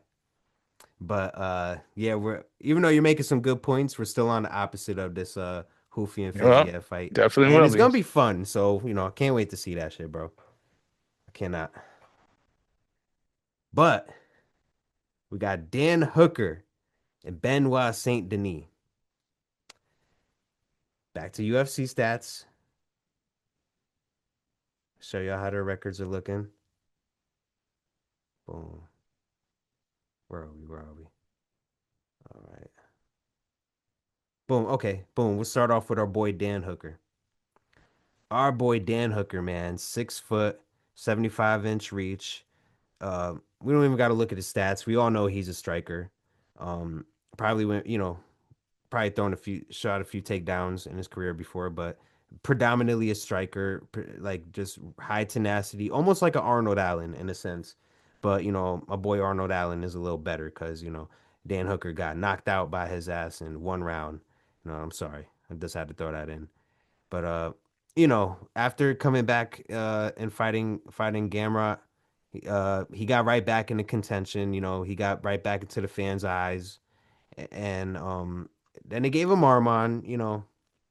He lost to Arman pretty Mhm. badly. He got dominated by Arman. But Dan Hooker, man, he's still. I would have to pull up his ranking real quick, and I'll just pull it up just for the sake of. Let's be real honest. Dan Hooker is a gatekeeper. Let's be real honest. Yeah, that's being mean, but that is being honest. That's not being mean. That's being like there's nothing wrong being a gatekeeper. Look at Gabriel Gonzalez. Gonzalez was a gatekeeper for the heavyweight division. You Hmm. look at uh fucking Jargine was a gatekeeper Yeah. in the light heavyweight division. You can also say at one point Dan Henderson was a gatekeeper. Yeah, he kind of turned into one later in his And career. they always Glover Teixeira was a gatekeeper until he won the fucking title. Yep. So I mean, gatekeeper is not a bad thing to be. You always have a place in the cards. You're never like you're always improve. You always like one or two fights away from making it. You get a fight you big young and up and coming prospects and beating them. Like you're always gatekeeper's not a bad thing. I mean, people hate it, but I get it. But I don't think it's a bad thing. Wait, sorry, I'm trying to get the screen back. Boom. Now I heard everything you said though. Yeah, like I guess Dan Hooker, I guess that's appropriate. It just kind of sucks because I like Dan Hooker, but yeah, Mhm. 24 and 13. That's looking Nate Diaz-ish. That's looking RDA-ish. That's looking Michael Johnson-ish. That's that ain't too good. That ain't too good. That's looking Tuivasa-ish. you know. But and Tony Hmm. Ferguson, he's going down that path, and he's still gonna be a fan favorite. But yeah, he is down that journeyman path right now. Um, we go to BSD, who at this current moment, he's been up and down. Like, he's had some, not that many losses, but BSD, we've covered him on the show before. French guy, God of War, French Marine past and really strong guy. Um, was losing pretty bad for a while. I mean, well, Poirier and Moicano, those two losses felt a lot more important than maybe we're giving them. How do I say it? I don't know. It felt like those two losses meant a lot, and made him look pretty bad. But he's bounced back with 3 wins. Kyle Prepelic. I think Kyle Prepelic is somewhere on the rankings. Uh, oh well, maybe he's not actually. Never mind. That ain't nobody. Mauricio Hoofy. That was a good sub. But I mean, the Prepelic win was a. Damn, I'm trying to move this out the way. Uh, let me just. Okay, so sorry, I got my screen kind of messed up here, but um, he got a submission on Prepelic in the second round after getting knocked out twice by Poirier and Moicano. Then he got a sub off on Hoofy. Then he got a lucky KO against Dariush. I would consider it lucky, but yeah, he was losing for a little while, and he's been on a good three fight winning streak. And we'll go back to Dan Hooker real quick to show that Dan Hooker's coming off of a win and a loss. So he's like 1-1 in his past like two. And he beat Jalen Turner back in Yeah, 2023. it So sure looks like a gatekeeper to me, don't you think? yeah, you know, Ben, yo, yeah. Benoit. By the way, Benoit is one of the fighters that's always in the top five. Uh nah, he's in the top 8 right now, but he's been up there before. I forgot what ranking he was when he fought Poirier, but he was up there. He was up there. Damn, I wish I knew that. But uh, nah, BSD, nah, he is somebody that even I can admit that I kind of just uh wrote him off. Kind of wrote him off. But these past 3 wins, well, I really the past 2 wins have kind of shown me like he's still game and he's able to adapt. And that's the one thing, I think he probably went home and he was like, damn, like, how am I getting my ass whooped, yo? I'm a French Marine. And Poirier just treating me like a bitch out here. Moicano beating my ass like like there's no Right, tomorrow. He probably went right, home and he was like, "Yo, look at my resume. Look at how many sub wins I got. Look how he probably talked with his team like, yo, you're a good wrestler. Like you're strong. Change up your game. Maybe focus something on that." And he's shown that. right. He's shown that against Hoofy. Like he manhandled Hoofy. I'm not gonna lie, and that's probably part of why I think Hoofy's gonna lose. That probably left a bad taste in my mouth. I Uh, mean, I don't blame you on that part, but yeah. also you also got to think about in the sense that Hoofy fight was last minute, wasn't it? Or was that a scheduled fight? Against who we're talking about, BSD? Yeah, Great question. I'm not sure. I forgot. I honestly don't remember the context around it. I Uh mean, well, it doesn't really matter. no, it matters. It matters. It matters because if it was a last minute thing, then yeah, Hoofy didn't have a camp for it. And you would think, he's with the fighting nerds. You would think that he would have that prowess to deal with the jujitsu, but it just looked like he was drowning. It looked like BSD was hella strong and was just like really just manhandling him and end up choking the life out of him. It almost kind of seems like BSD is a little bit afraid of the striking right now, like from his past two performances. But I doubt he's really afraid. I just think he's thinking more cerebral, and that's what he has to do if he wants to get in the top five, like top five of his weight class. Paddy's at 5, Max Holloway's at 4, Charles Oliveira's at 3, like Arman Sarukian. Like if you want any chance against Arman, like I don't even think he's fast enough to fuck with Arman. But if you even want to think about getting in that top five in that company, you got to be more cerebral. And he has everything else except for that. But he's been switching his game up. I know I'm kind of long winded with this, but I think he's gonna I think he's gonna show Hooker, his submission game and his strength. And I think he's really gonna like get close to Hooker and like tie him up. Probably take a page out of Armand's book and get him to the ground and get a sub out on him. But I think he's gonna do it in like the second round. I think BSD can pull that off in the second round, but he has to survive the first round first. And I think that's the question here. Can BSD survive the Hooker onslaught? And I think he can. I think he can. I think he's tough enough, and I think he's stronger than Hooker. And I think he'll bring it to the ground and get Hooker out in the second round. Yeah, I agree with you. I think the same thing. And we agree on that Yo, one. it's also like, I've also like that when I saw him fight Dariush, I was like, damn, like I felt like I just my ego took a hit. I'm like, damn, Dariush. I believed in Dariush and this motherfucker got knocked down in like 20 seconds. Like I'm Let's be never real. betting on Dariush ever again, bro. Well, let's be real honest. Darius is done. He's Let's be. done. He's done. Like It's he might something get. mental, something in his brain. Like he can't take hits, bro. He just can't. It's not even that. I think it just like his window got like there was a part where he was like on an 8 fight win streak. His ground game was impeccable, Hmm. and then he just someone overlapped him or someone hold the division, never got the title shot, and people figured him out.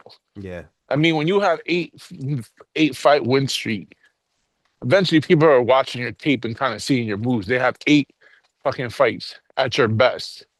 Like they're gonna study you, and then they just got him, and he started taking L's. And he's older. He's not. He wasn't.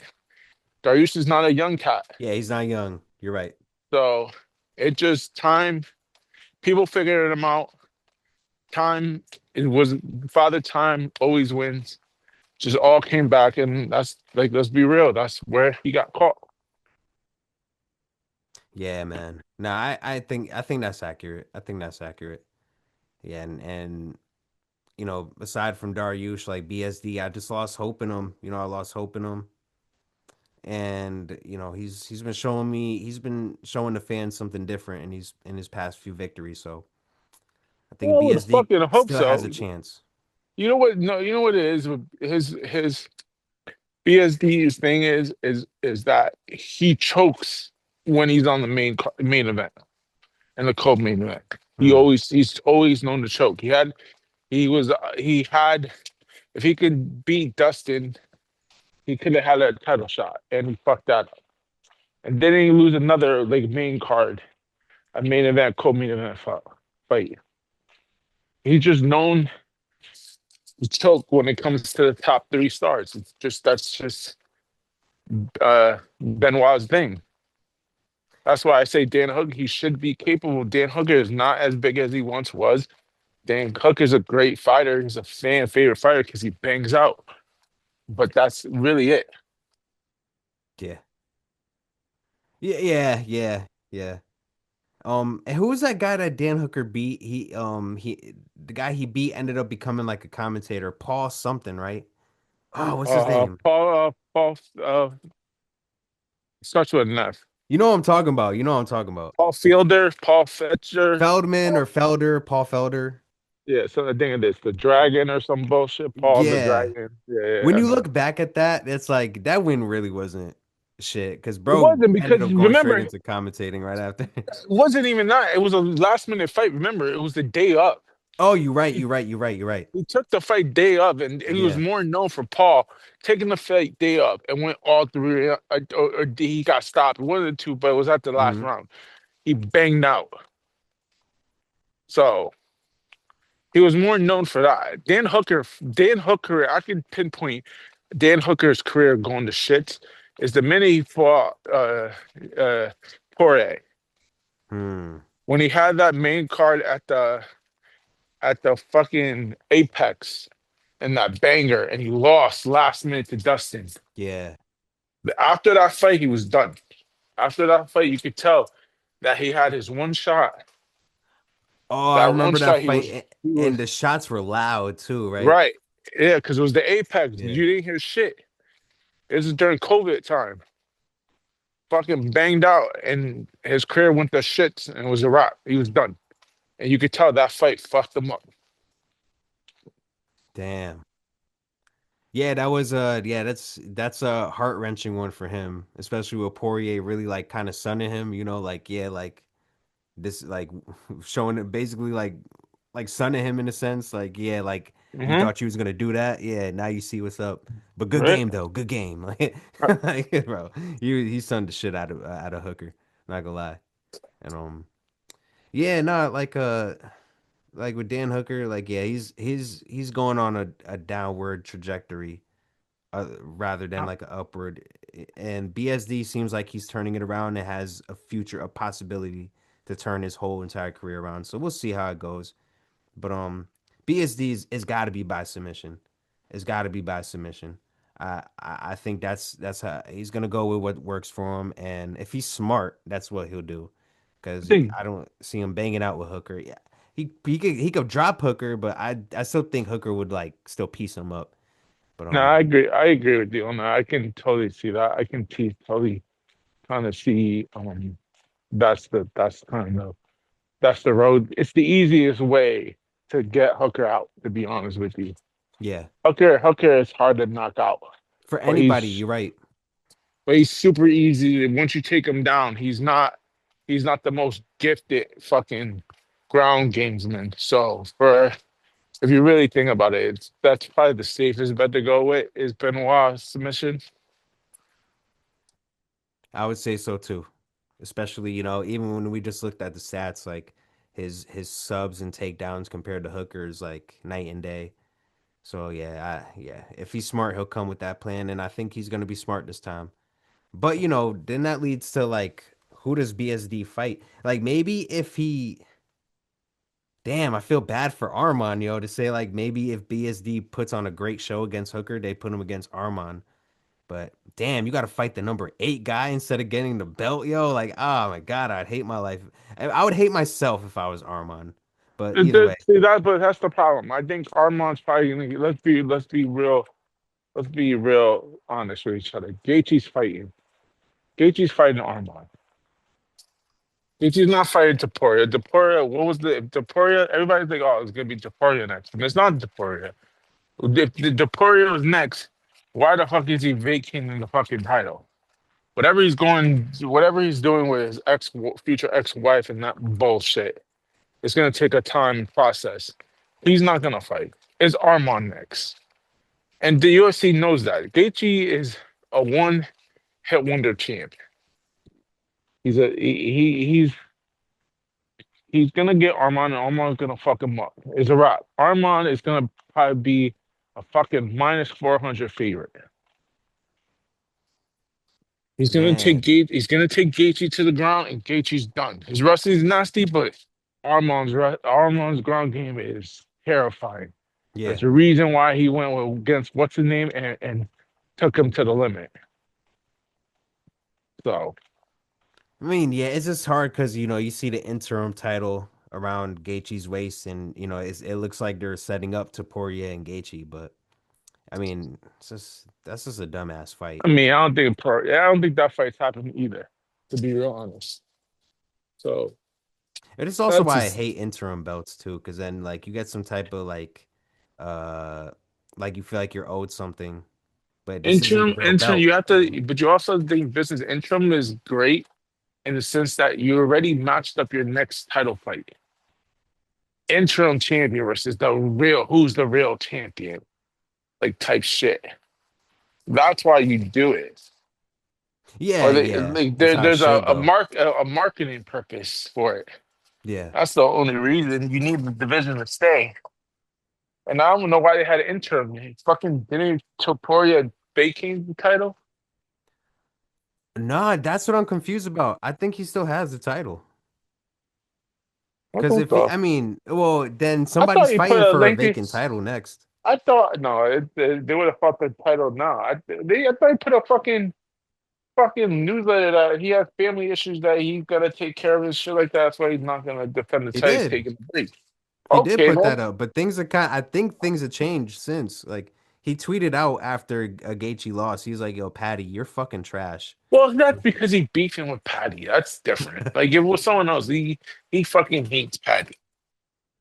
Well, That's a yeah, fucking given. but also like the news of him like having like I think he had a small victory against his ex-wife over the kids or something. Did he? Yeah, something about visitation. Like I never been in that situation, but you know how that shit goes. Like they figure out Yep. visitation times and shit. I guess she wanted Mm-hmm. to take his son out of the place where they were living at. Taporia said Right. no and presented his case and he won. I know he has that small victory that like he still has custody of his kid and you know she has to play fair with that. But it could go quicker than we think. That's what I've also heard. Like you know this is all to say like the case could go quicker than we think and then Taporia could be right back. But you know, I guess I don't really know. I guess we have to wait and see, huh? Yep. That's what you do. That's weird. But yeah, if Hooker loses, then like honestly, if Hooker loses, which is probably gonna happen, you know, and once again we're bringing up like Patty, uh, but I don't know, Hooker and Patty would be fun. That would be really fun. And they don't But like each other. That's why it works. If they both take L's, it mathematically just match up wise and makes sense.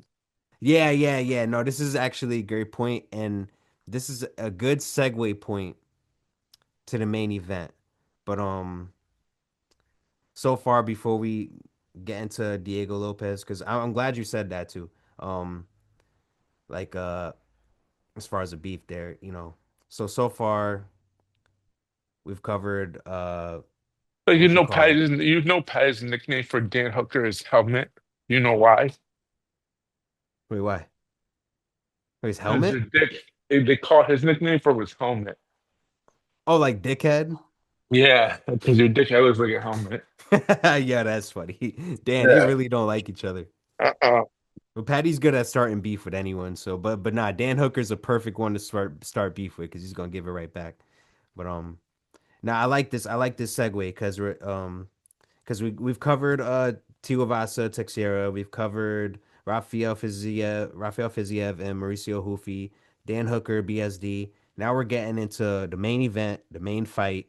Our guy, everybody's guy, arguably top three pound for pound, Alexander Volkanovski.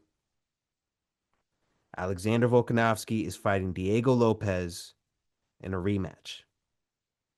Uh, there's almost it's not that much to talk about, but as far as we'll get back into the aspect of beef where this fight will lead to, because I honestly like this was like another kind of easy one for me, but in the last card I thought Paddy and Gaethje was an easy pick, so you know take my words with a bit of salt, but you know I would just say like there's almost not a lot to really cover. You know, we've seen Volk in rematches with Max Holloway, beat Max Holloway 3 out of 3 times. He comes back in rematches really strong and still consistent. And you know, Volk, man, like he's a guy that's like he's like a content creator. He's like a food reviewer. He's like a damn near chef on the side. And He like just he did a movie. movie, He did yeah. this. What movie? What movie did he do? Huh? You said a movie? Yeah, he did Street Fighter. Wait, did Street Fighter come out? No, Volkanovski just filmed Street Fighter. Oh, okay. Nah, nah, because I That's do want what. to see that movie. Oh my God, he got 50 Cent in it as Bulldog, whatever his name Ball is. Rock. Or yeah, fucking he's in the, he's I forgot what character he is. What fighter Yo, he is. why He's a wouldn't they fighter. make Michael J. White Ball Rock? Because Michael J. White is old now. Well, 50 Cent's old. Yeah, but 50 Cent doesn't like he doesn't look as old as fucking what's the name? Fucking Borat has to be thick. Michael J. White is not thick. All right, he's thick and in a thin sense. Like you can tell he's a fucking bodybuilder. Yeah, yeah, yeah. He's got like big muscles, but he's not like a big frame. I guess 50 does have like a bigger frame. He has a big frame where he looks like he's a boxer. You can Michael J. White looks like he kicked my ass, but he's in karate.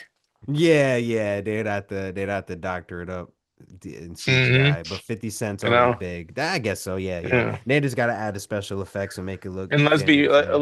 let's be raw. Also, star power name wise, 50 Cent's a bigger name than fucking Michael J. White. That's the Like, kill if shot right there. I bet half the fucking people that listen to this podcast right now is like, who the fucking is Michael J. White? Well, I would hope if Let's they're be real. watching it. No, but you're right. You're probably right. And yeah, 50 Cent's a way bigger name. But I would hope that if they're watching like something MMA related, that you would know who Michael J. White is. Like, I mean, I guess, Why the fuck in the MMA world? Why would they know who the fuck he is? cause you know he was Bro, like he's in a bunch of karate movies. Let's be real honest. Also, low budget karate movies, straight to DVD karate movies. okay, a lot of them were, but the prison joints were good. I forgot the names of them. Let Damn. Let's get this right. He's not. He's known for one movie, and it's not even a karate movie. And you're probably like, Spawn? what movie that is? Yes, Spawn, right? Yeah. yes. He's known to be Spawn, the voice actor. He's more known because of his fucking deep ass Barry White voice than a fucking karate actor. Damn, I hate to get sidetracked, but like, but yo, Mike Perry though, you know he was about to fight Mike Perry, right? Or they were talking about it. Mike Perry would have fucked him up, I know, and that bro. yo, and I feel like the UFC would have actually tried to set that up because that would have been another like what's his name? The rest see that would have been like another CM Punk event. Really It would go have bring been somebody. James Tony, Oh right, James Tony and what's his name? Randy Couture. Randy Couture. Yep. Yeah, I think that could have been possible, but nah, yeah, that is asking for too much for them to know who Michael J. White is, and it's probably not that important. I would just hope so. In my universe, I'd like the viewers to know that, but whatever. Spawn was cool, but yeah, Volk, yo, like Volk comes back in his rematches like perfectly, yo, like, and he's just always game like he has like a strong camp too. Like I don't know much about Diego and the work he's been getting, but we know that Let's Volk look. gets good work, in his camps. But And look at his camp though. His camps are taking L's. So you're just giving me shit for Ruffy and his camp taking L's. I'm giving you this is right back to you, kiddo. His fucking Bulk's camps trash. Look at Adesanya losing. He about to lose again. Fucking Dan Hooker, this nigga's 1-1. He about to lose again. mm, Like his camps are all taking out, and they're all getting older. Volk is getting older. That's why if you look at the betting odds, it's realistically a pick 'em. yeah, It's not like if you looked at the first fight, it was a crazy fear for Volk. This one's not as crazy because Volk has been not able. It was able to be knocked out, and Volk doesn't wrestle like he used to. yeah, that's fair to say. I feel like his recency. This might be a little bit of recency bias though, because Diego got that really nice knockout against Jean Silva. Right. But no, no, you're right. Like his camp has been taking L's, and if you're around losers, that shit can brush off on you. So I guess Damn yeah. right. And he is getting older. He's got a lot of things going on. But like seeing him cry after getting the belt again, like I don't know. I feel like Volk has that passion in him that just and he's cerebral. He's a cerebral fighter. If that goes away, then we're talking about a much closer fight, in my opinion. But as long as he's been training and as long as he's been keeping up, with his routine and stuff like that, I think he'll do it again against Diego. And I think he might get it quicker. Oh shit. You might get me. You might convince me to go Diego. I mean Volk, but there's no way hell you can convince me that will go quicker. No way. Well, shit, it's 5 rounds.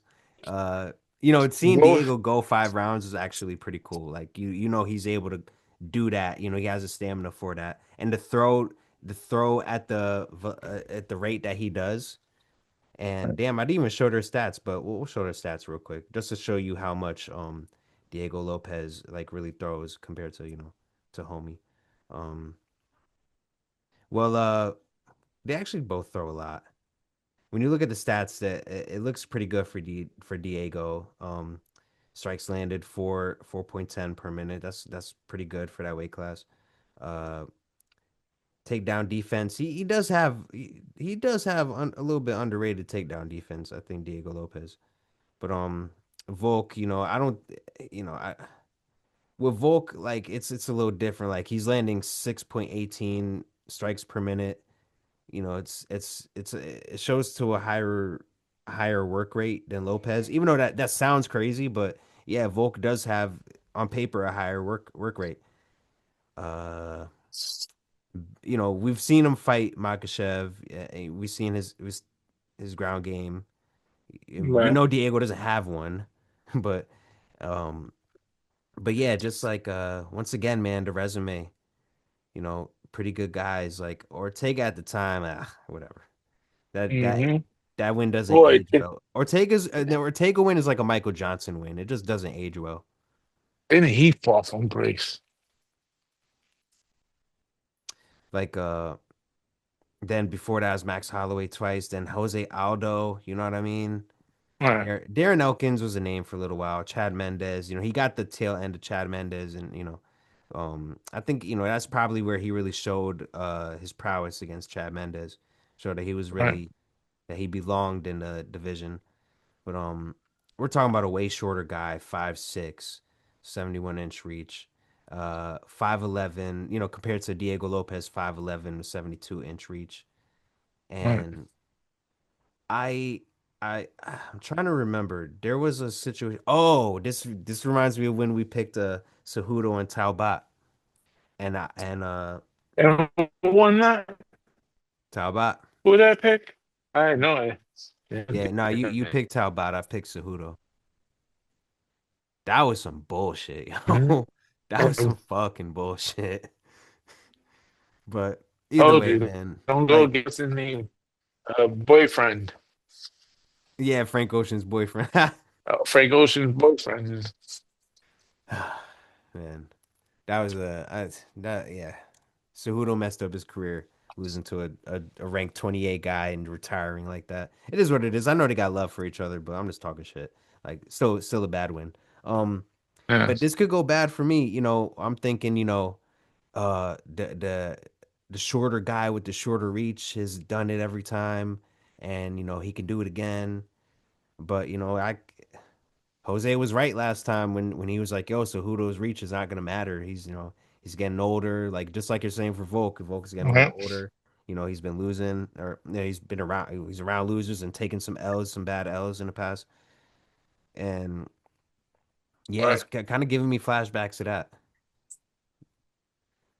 But this could be a closer fight. I mean, it's gonna be a better fight than that. I think for sure it's gonna be a better fight than that because we've seen the first fight. But man, nah, you might.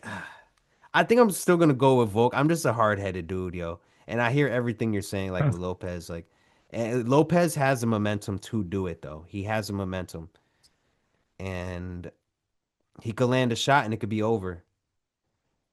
And if he comes back more prepared, that's what we'd have to see. That's the question: is Lopez gonna come back more prepared?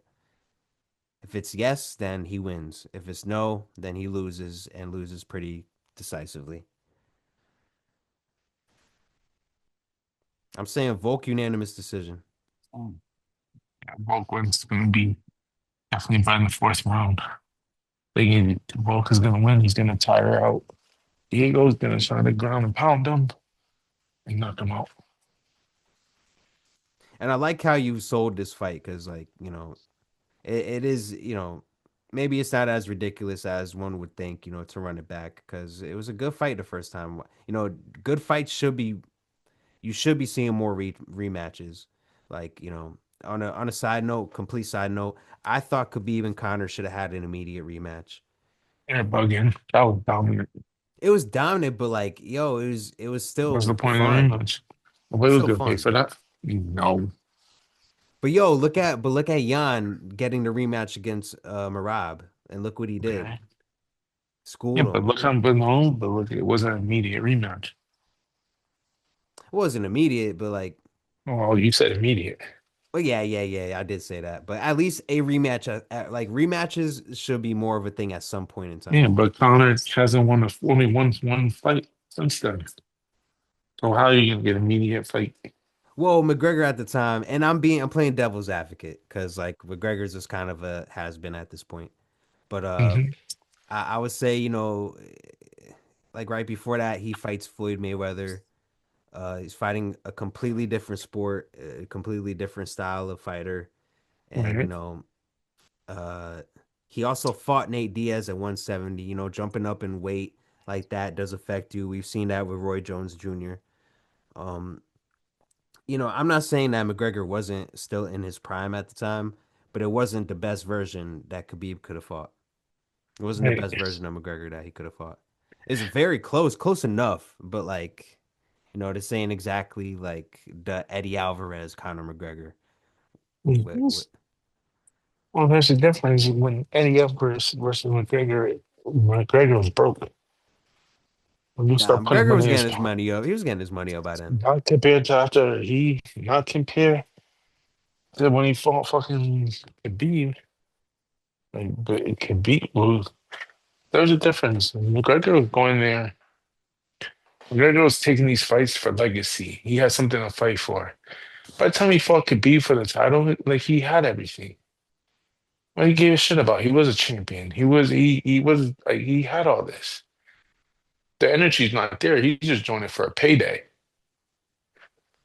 That's the same thing with McGregor now. McGregor comes back to fight. It's just for a payday. He's not. You're never gonna get that McGregor back.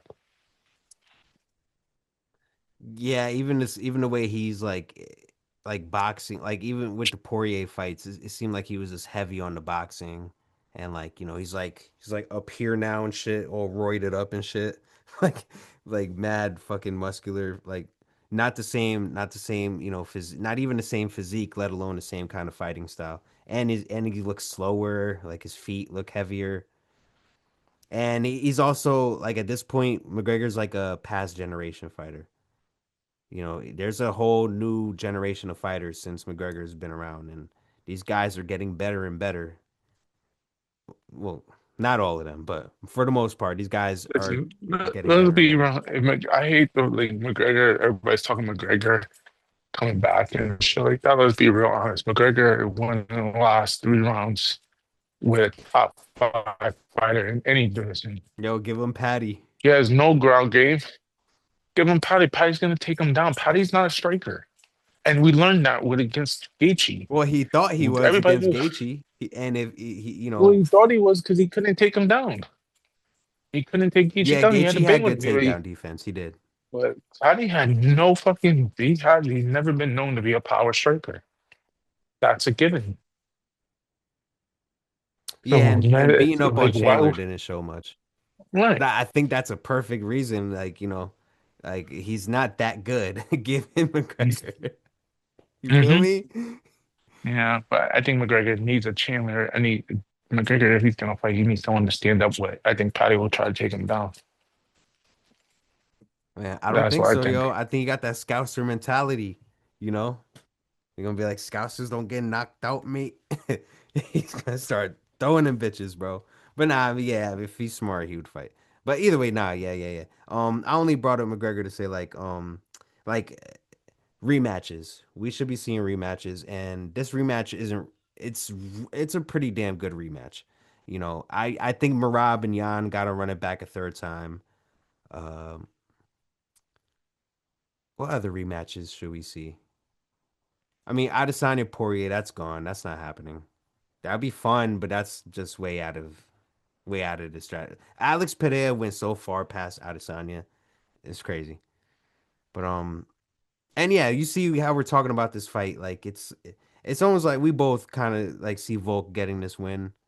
Um, it probably will be a better fight. At first, I kind of thought you were going with Lopez, but you were just kind of selling that fight to me, and I like that. But yeah, we both think Volk is gonna win this one, but it's perfect for Paramount. They get Volkanovski, a big name, coming back and he's champion again, defending his belt against an exciting guy. Should be a good fight, but we'll see. But yeah, I think that's a easy lock. That's easy money right there. All right. Do you know the betting odds on that or?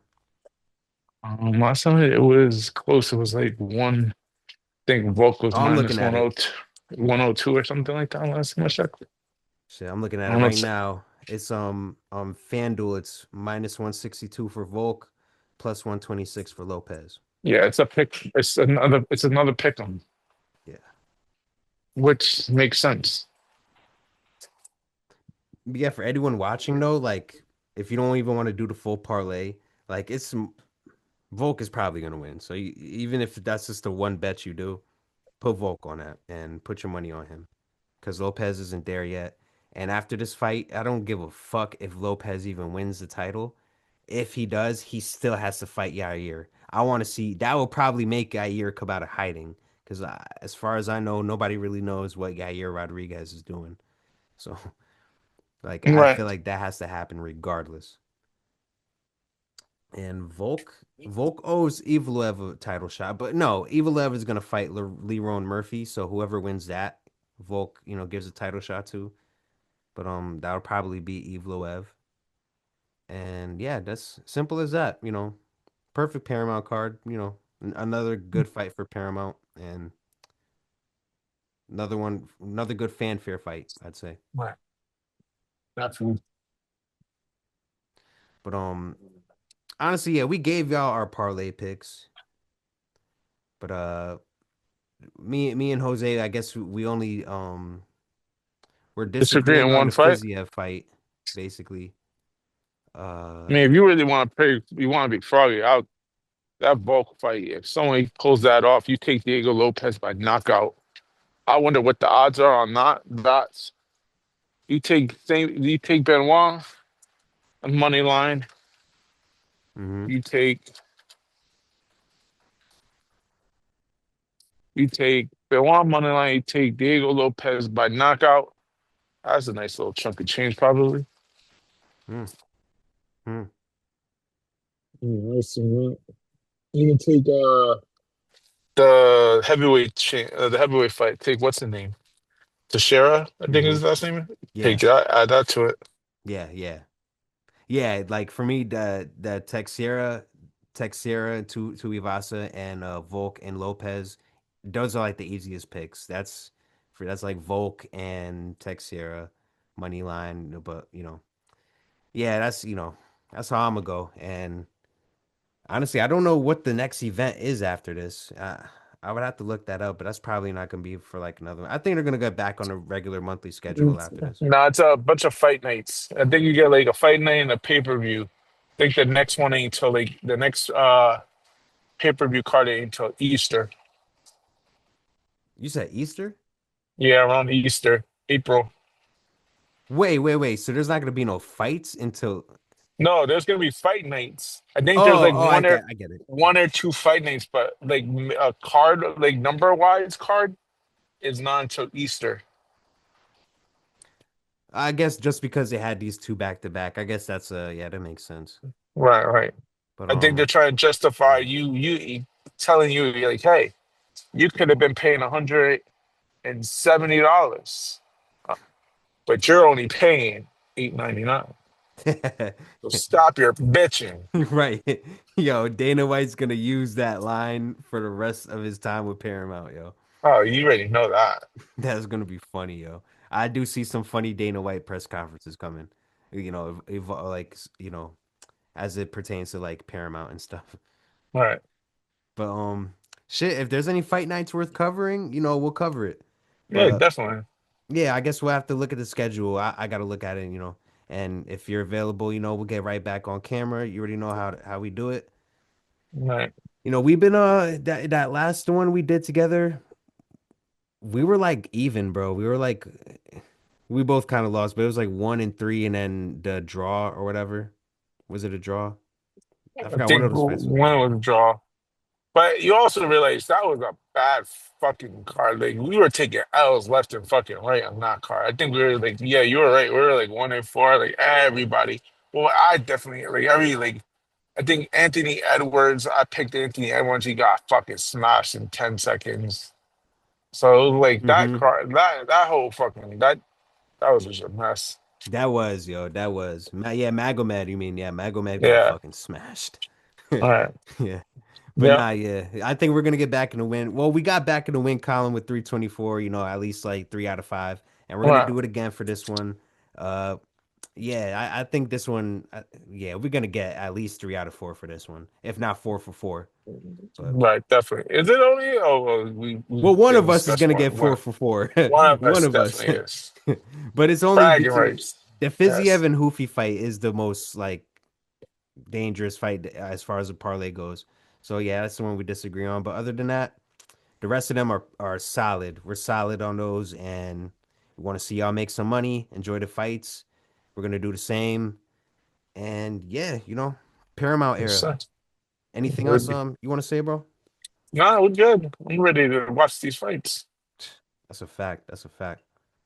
But yeah, bro, I guess we'll close it out right there. Every time I try to make it a little shorter, we get a little, into the conversations, which is cool because I know you're a big fan just like I am, and I appreciate you, We bro. always take sideways. For some reason, it's never straight to the point. We Yo, always take a bunch of detours. yo, and it could have got even worse if I had actually went on the tangents I wanted to go on, but All right. that'll be for another day. But All right. we're signing off, y'all. It's PCP Productive Conversations Podcast. Follow us on social media, all social media, IG, X, TikTok. You know the vibes. Follow me, Dolo Ren, YouTube, IG, X. You know the vibes. Follow Jose on Instagram, X, wherever he's at. Mhm. And yeah, tune in for the tweet caps. You'll see Jose. Tune in for more UFC events we'll cover. And yeah, it's a wrap, bro. I'm gonna end it right there. Sir, that's what's up. All right, y'all. It's good seeing you, bro. We'll talk to y'all. You as well. Sir.